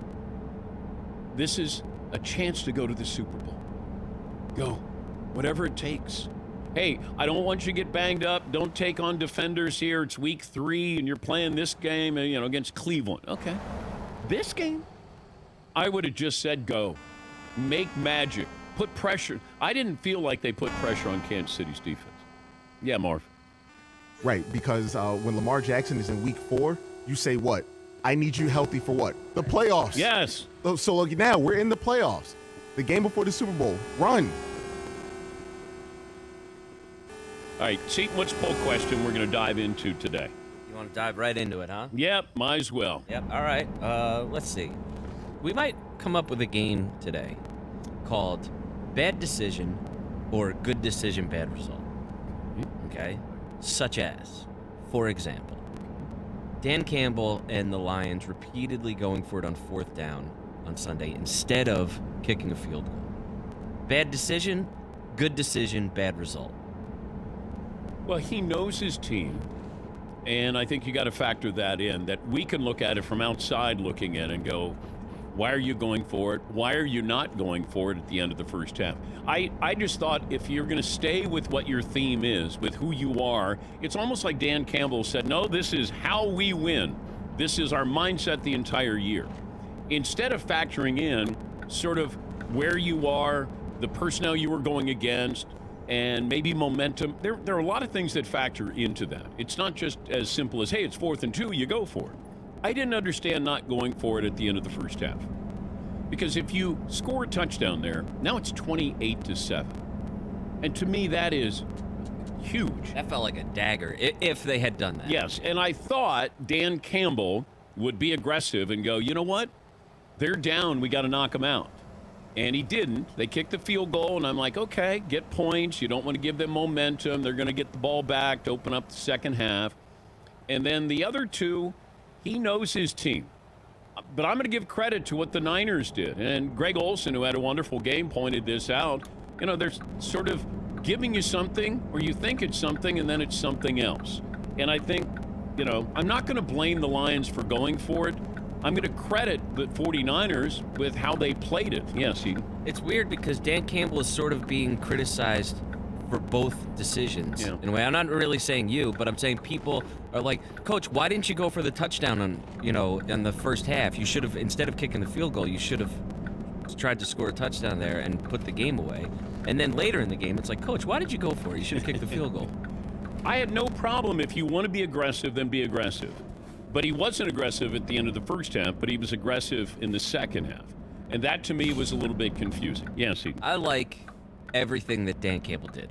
I think they so many times when you're watching a game, people are like, they need to do what got them here. Yeah. And that's exactly what he did. He didn't go for it at the end of the first half because he said, well, it was a little further away than what we were comfortable for. So if it was week 3, they wouldn't have gone for it there either. They would have kicked the field goal.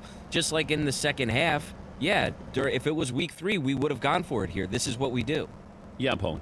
However, and I'm playing devil's advocate. I'm not even sure what I believe here. In the second half, when the Niners get the ball, they run down and they only get a field goal, but they get a field goal. And you get the ball right downfield, and you go for it on 4th down, the Lions, and they don't get it. When they were getting ready to decide, I remember thinking to myself, you know, it'd be really nice to match that field goal with a field goal and make it a 3-score game again. That seemed like it would calm everything down. Would you alter your decisions based off setting, momentum? Yeah. That's where I was. That's the only thing I thought of in the moment. Like, boy, I'd love to get a quick 3 here. Here's Dan Campbell on going for it twice on 4th down. I just felt really good about us converting and getting our momentum and not letting them play long ball. You know, they were bleeding the clock out. That's what they do. And I wanted to get the upper hand back. It's easy hindsight, and I get it, you know. I get that. But I don't regret those decisions, and that's hard.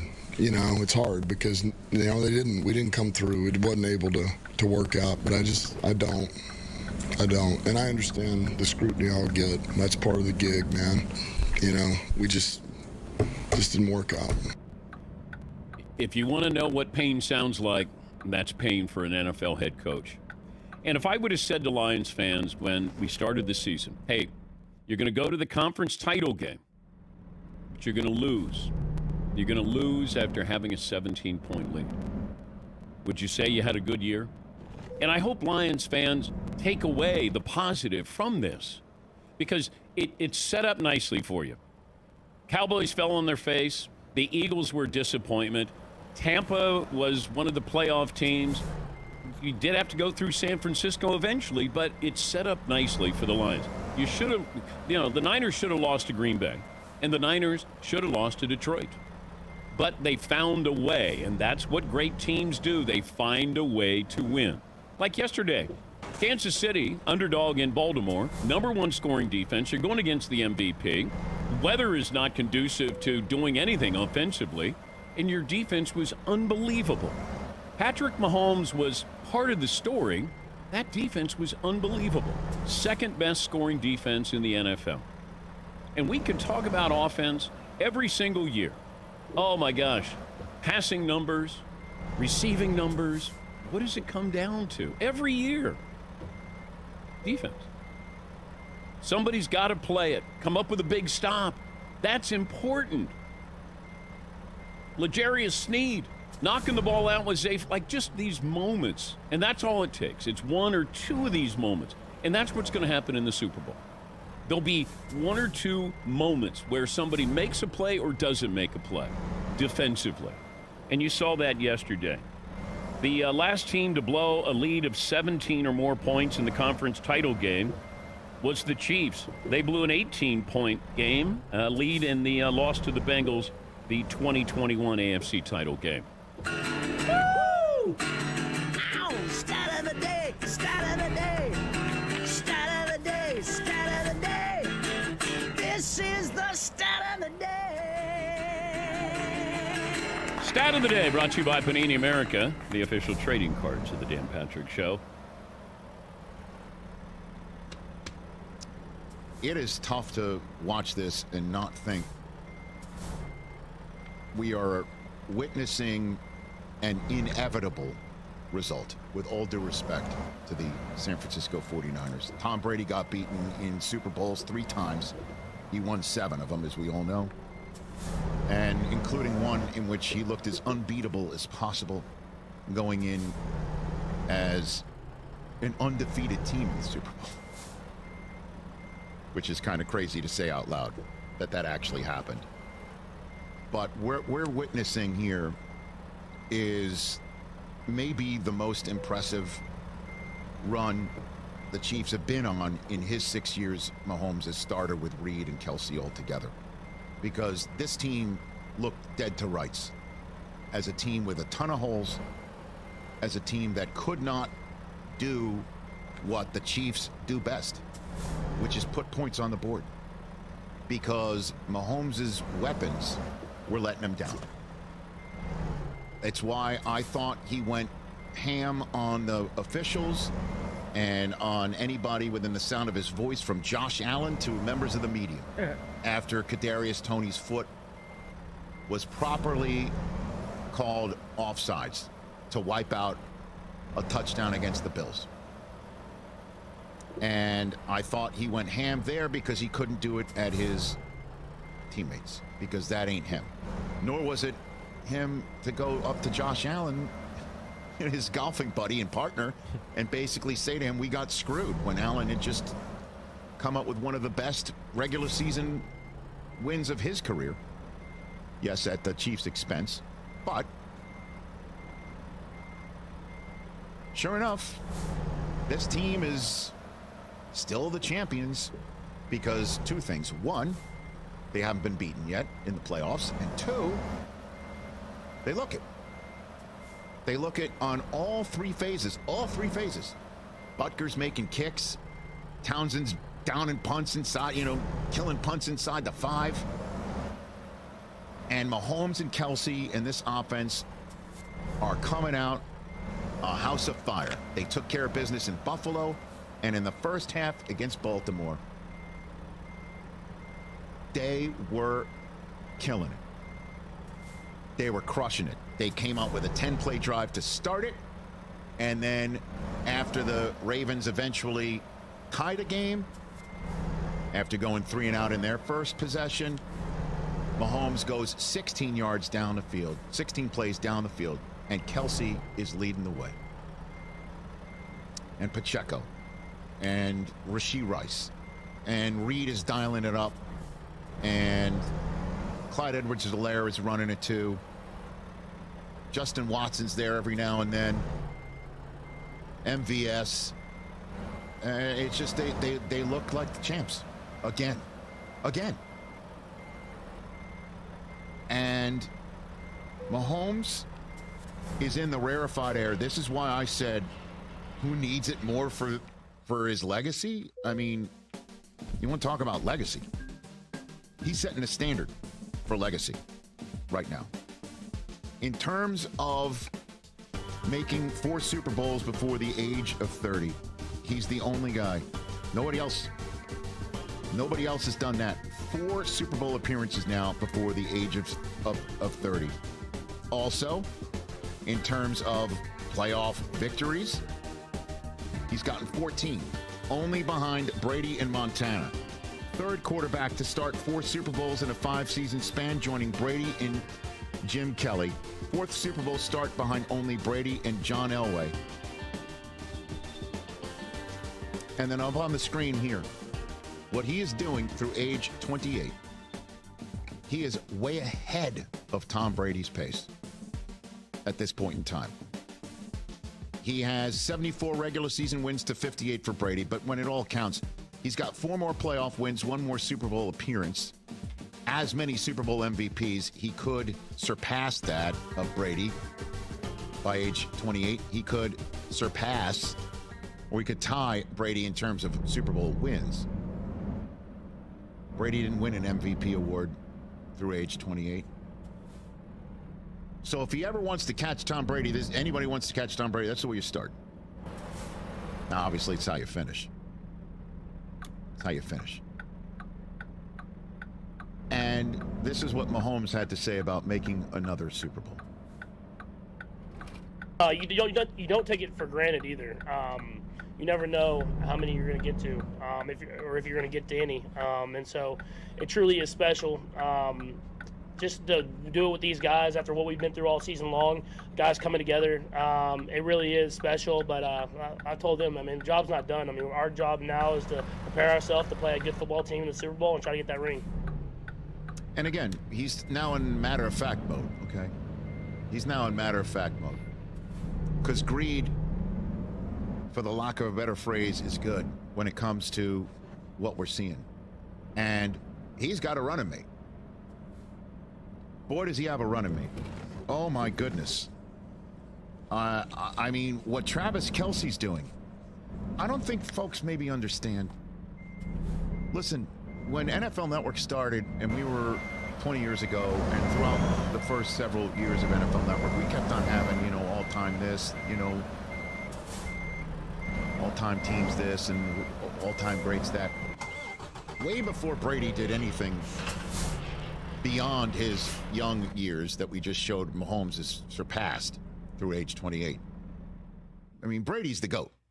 Referred to as the GOAT now by everybody. TikTok, name it. Way back in the day, Jim Brown and Jerry Rice were those two guys. Jerry Rice is basically the standard that you want to follow if you catch a ball for a living. He now has more playoff receptions in NFL history, Travis Kelce, than Jerry Rice. That's happened. This kid from Ohio, tight end, with 11 catches on 11 targets yesterday. I mean, he's got now 8 100 or more receiving yard games in his playoff career. That's tied for first. And he's behind Rice in receiving yards and receiving touchdowns. He's 3 behind Jerry in terms of receiving touchdowns. It's nuts. This is not normal. He now has 6 touchdowns in conference championship games. That's more than John Stallworth for most all time.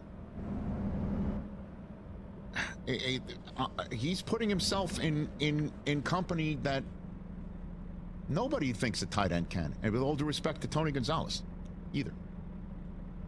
And then there's the defense, too. On top of it, backing this whole play. Because the Chiefs, and I'm sure this will be parsed over the next 2 weeks, have some issues scoring points after halftime. As a matter of fact, they didn't score after halftime yesterday. And the defense made the 17 points that the Chiefs put up on the board in the first half stand up. L'Jarius Sneed, who Tyreek Hill admitted he jammed him to Cancun? He said his butt to right. L'Jarius Sneed gives up the big play to Zay Flowers in the third quarter, and Flowers does the silly thing of spiking the ball on top of him or near his head, and making it an easy call for the officials. I think when you're standing over, that's one thing. When you're standing over and then the taunting rules basically was created because guys were spiking footballs nearby. It's interesting enough as well, a 100,000 liked tweet came from Joe Burrow saying, let the guys taunt. It's interesting. But at any rate, Snead gives that one up. A couple snaps later, Zay Flowers looks like he is easy to score. He's running right across, and Snead is trailing in coverage. And Zay Flowers leaps for the end zone and puts the ball out towards the goal line, and Snead knocks it loose. By the way, great call by the official on the spot. I thought, let's take a look. Maybe he did get in there. Not even close. I mean, he was a full half yard. Official nailed it in real time. Man. Real time. I mean, that changed the whole game. Sure did. Turnover. Right there. And Karlaftis is everywhere. And, the sack fumble on Lamar earlier. Deion Bush, who snagged the last interception when Lamar threw it into triple coverage. And he was cut by the Chiefs, brought on by the practice squad. His wife apparently is a reporter or an anchor for NBC Sports Boston. They just had their first kid. He's been away from the kid for a month, for 6 weeks. And he's just trying to make plays whenever he gets in there for the Chiefs. He makes a play. They are amazing. And the Niners, this just in, have got their work cut out for them. And I understand there's going to be Mahomes fatigue. There already is. And Cooper, my 12-year-old, is just like, Dad, it's the Chiefs again. And I'm like, let me tell you something about like the Patriots. I said, let me tell you something about the team you root for. Yeah. Once upon a time, when you were too young to remember, because bless him, he started rooting for this team towards the end of the Brady era. And I'm like, America was sick and tired of Belichick and Brady. And he kind of was confused that Gronk didn't arrive till later in Brady's career. I had to explain to him. Like, he didn't have Gronk. Then he was really confused when I told him that Gronk is Kelsey's age and he doesn't play anymore. So, but I'm like, hey, it used to be this way for New England. And the fact that I'm even in the realm of equating the Chiefs to those Patriots teams just confirms this is a dynasty. It's being born. I used that phrase on Twitter and I got lit up. What do you mean born? We've been there. I'm like, no. When you do this, going back-to-back Super Bowls, and you go to 4 and 5 years, even 3 and 4 years, you could be considered dynastic. But when you do it like this, when you struggle and everybody thinks you're about to get got, and you go on the road and you knock off the 2 seed and then the 1 seed in your first such true road playoff games you've had in this entire streak, where you've been living in an Arrowhead bubble, supposedly, and unable to maybe answer the call when crowd is nuts and the environment is tough.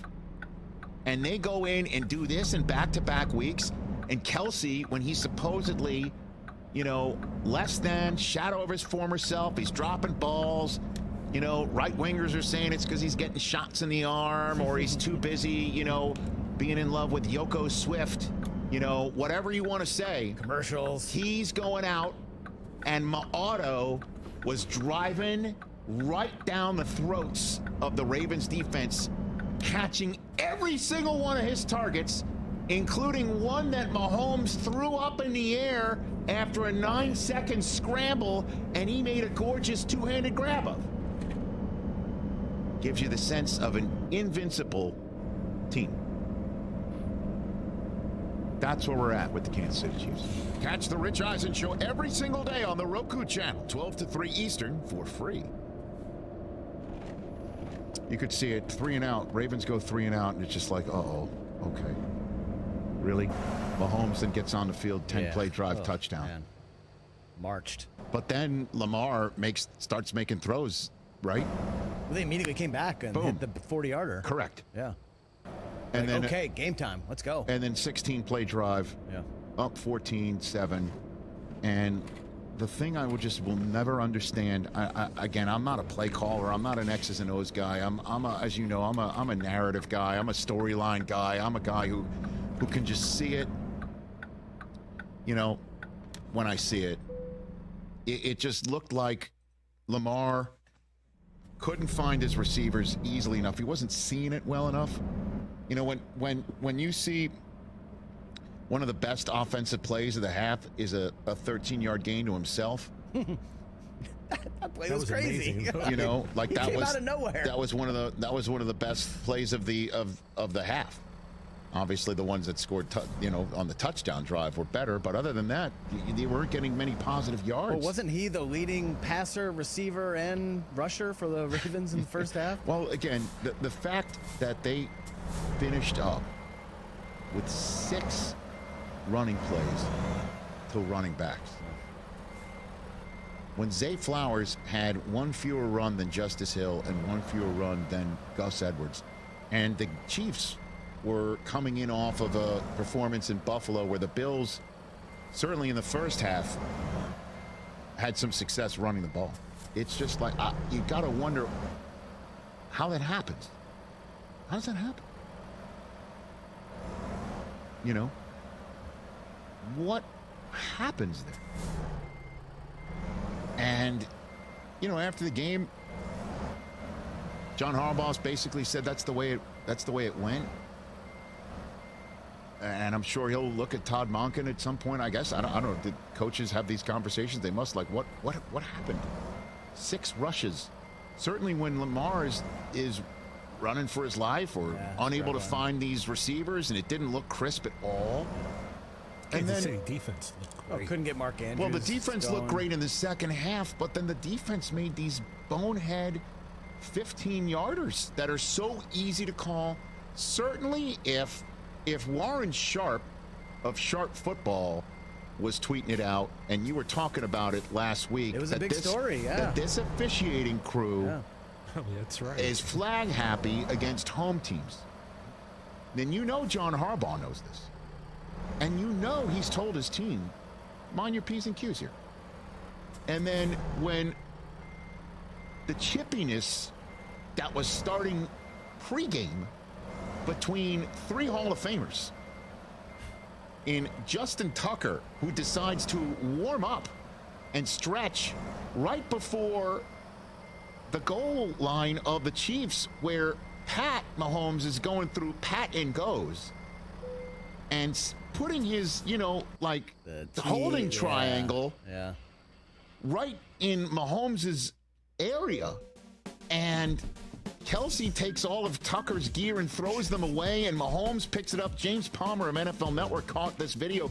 We led our 6th and final hour of coverage about this. It went we crazy scrapped viral. our rundown. Yeah. So the chippiness is happening, and L'Jarius Sneed and Millette went at it. So when Kelsey's barking at the Ravens, just walk away. Or just, what are you doing? Van Noy goes up and headbutts him. And Kelsey starts laughing because I bet you, the Chiefs were talking all week about which Ravens they could light up and light the fuse. And I bet you Van Noy was one of them. Bait him. And they did it. Yeah. And then another moment where, was it Jones who smacked Mahomes in the face? Like, it kind of did like a backhanded and then clothesline. Clowney, as he's coming in, looks like he lowered his helmet a little bit and gave him a little bit of the business with his helmet. Like, on Mahomes, you're going to try this? Roquan Smith jumps the snap and smokes the guard in front of him. Another easy one. These are all easy calls. Easy calls. Hands to the face. All these things. It was so un-Ravens-like for this to happen. And as a former Patriot, you wouldn't suspect Kyle Van Noy would be the guy who would. Yeah, right. Because it always seems like your guys, Chris, know better. Know what you're not supposed to do. And what gets the eye of the official. And that's the way the Ravens go out. Disappointing. I don't compute it. Other than the fact that the Chiefs had their number. And they didn't see him this year. Everyone else, they had pretty much everyone else's number. They blew out everybody this year. They scored a lot of points this season. But they didn't 10? run it. Ugh. They abandoned the run. And I they've got some great players, and it was a really good first season under Lamar's new way of doing things with a new offensive coordinator, and what a disappointing finish. No other way to describe it. For the Ravens, who now watch the Chiefs move on again. And Mahomes has now bagged Lamar and Josh Allen, and he's gotten Burrow once. And anybody that's coming at the King has been getting the horns. I know I just mixed my metaphors. That's what we're talking about when we talked about the AFC at the beginning of this season. So many great quarterbacks, so many great teams. And look who's the one who's standing. Still. And you'll hear it from Kansas City, how the MVP award should be including postseason Rich as well. Okay, that's an overreaction coming up for our podcast later. Okay, very good. Catch the Rich Eisen Show every single day on the Roku channel, 12 to 3 Eastern, for free. That was just an awful way for the Lions to go. Awful. And I know, Chris, you're the king of would you rather be blown out or not? Would you rather be blown out if you're the Lions? Would you rather be going out? Here's the funny thing. I said to TJ this morning, if you're a Cowboys fan, would you rather have lost like the Lions did yesterday or how you did against the Packers? TJ? Well, and that brought us into the blowout thing or not blowout. I think once you go down 27, you resign to the fact that this game's probably out of your reach. And yeah, but you'd have made it to the NFC Championship game. You'd have broken this whole 28-year streak. You got to break it up at some point. To be up 17, and I told Chris, the thing is that the Cowboys are going to get massively crapped on no matter what situation. Might be a little bit different for another team, but I would have rather gone out in the first round and lose like to the Lions. Lions fans yesterday at halftime probably bought Super Bowl tickets, bought hotels. So fragile. So us fragile? Yeah. Absolutely not. Dude. Yeah. Yeah, I don't know about Would that. I rather have Michigan not made the national championship game? Then be up 18 in the third quarter and lose? Yeah. Reg, can you imagine the amount of garbage that would be spewed right now if the Dallas Cowboys were the Detroit but Lions? you'd have at least made the NFC But championship no game. one would have cared. No one would have given a crap. It's like with the Cowboys, either did you win the Super Bowl or did you not win the Super Bowl? That's But it. the Lions fans just went on one of the most incredible runs. They had 2 home games that they went totally insane at. For the next 7 months, all they're going to think about is, why didn't we kick the field goals? Yeah, but they had what a run they had. I'm sure families got together. Who cares? Who cares about the run? Because the run was amazing. But you should have made the Super Bowl and you didn't because your coach was an idiot. Like, what do you mean? It's over. I don't understand it. I'd rather it loved and lost than never loved at all, I guess. And you guys are like, I don't want to get hurt so bad. I'd rather just get blown out so the hurt is just like ripping the Band-Aid off, not like bleeding out. I don't understand it. Yes. I don't understand it. That's why I call you fragile. But you want to get blood? What do you mean? That is not fragile. Get some massively huge sack and go enjoy it. Got sack. And like I said, the Cowboys, either way, we're getting crapped on. But I'd rather not go through what the Lions did. Call the show and tell us what you think. No Lions fan is enjoying life right now. None. 0. But the Lions fans have enjoyed life since week 1 all the way up until this past week's halftime. And they probably had an incredible journey. They probably had moments that they never thought they would have. And you know who cares about that? including a Nobody. second home. That's not true. Ask any Lions fan. That's fine. We got Jeff in Detroit on hold. I can't wait to speak with him in the hour number 2 coming up. Honestly, any Lions fan will tell you They would have rather gotten blown out yesterday than lose like that. Yeah. No, you said that. Well, first of all right. Secondly, you said, would you rather be the Cowboy? Like, if you were the Cowboys, would you rather have lost the manner, embarrassed at home, one and done, their entire season? You won as many playoff games as virtually 9/10 of the league after that season, or would you rather have gotten 2 dubs at home, had the moment you had in the first half of the NFC Championship game, remove this whole conversation? You haven't made this game since 1995. No one would have cared. Stephen A. would still be on his show today. How about them Cowboys so what? That's what I'm saying. You know, talking like, trash. but at least you have these great moments with your friends, your family. I got Okay. All right. Catch the Rich Eisen Show every single day on the Roku channel, 12 to 3 Eastern, for free. A crucial moment on 4th down. A lot of people talking about this. The Lions' win probability by going for it on 4th and 3 was 39.1%, according to ESPN Analytics. If they had attempted the field goal, it was 38.8%. So the numbers say this was basically a coin flip, and Dan Campbell chose to be aggressive, as he's always done. And can you blame him, right? The Lions added 63 points of win probability by going for it on 4th down in their first 19 games of the season. That was the 4th best in the NFL. Obviously, the aggressiveness did not work out in the conference championship. The Lions cost themselves 18 points of win probability with their 4th down decisions on Sunday. Here's Dan Campbell on the decision making. They were bleeding the clock out. That's what they do. And I wanted to get the upper hand back. You know, and it's easy hindsight, and I get it. You know, I get that, but I don't regret those decisions. And that's hard. You know, it's hard because, you know, we didn't come through. We wasn't able to work out. Mina, we lean on you in these situations. Did you like what Campbell did on some of those 4th down decisions?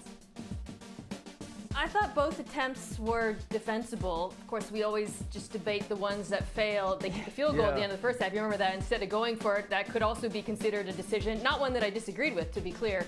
Our model had them as toss-ups, as you pointed out. We never know what the team's models say. I will say, I didn't realize this in the moment. I only learned later that the kicker, Michael Badgley, was only 50% on his career from 45 to 50 outside. So I'm sure that factored into things as well. That is not a gimme.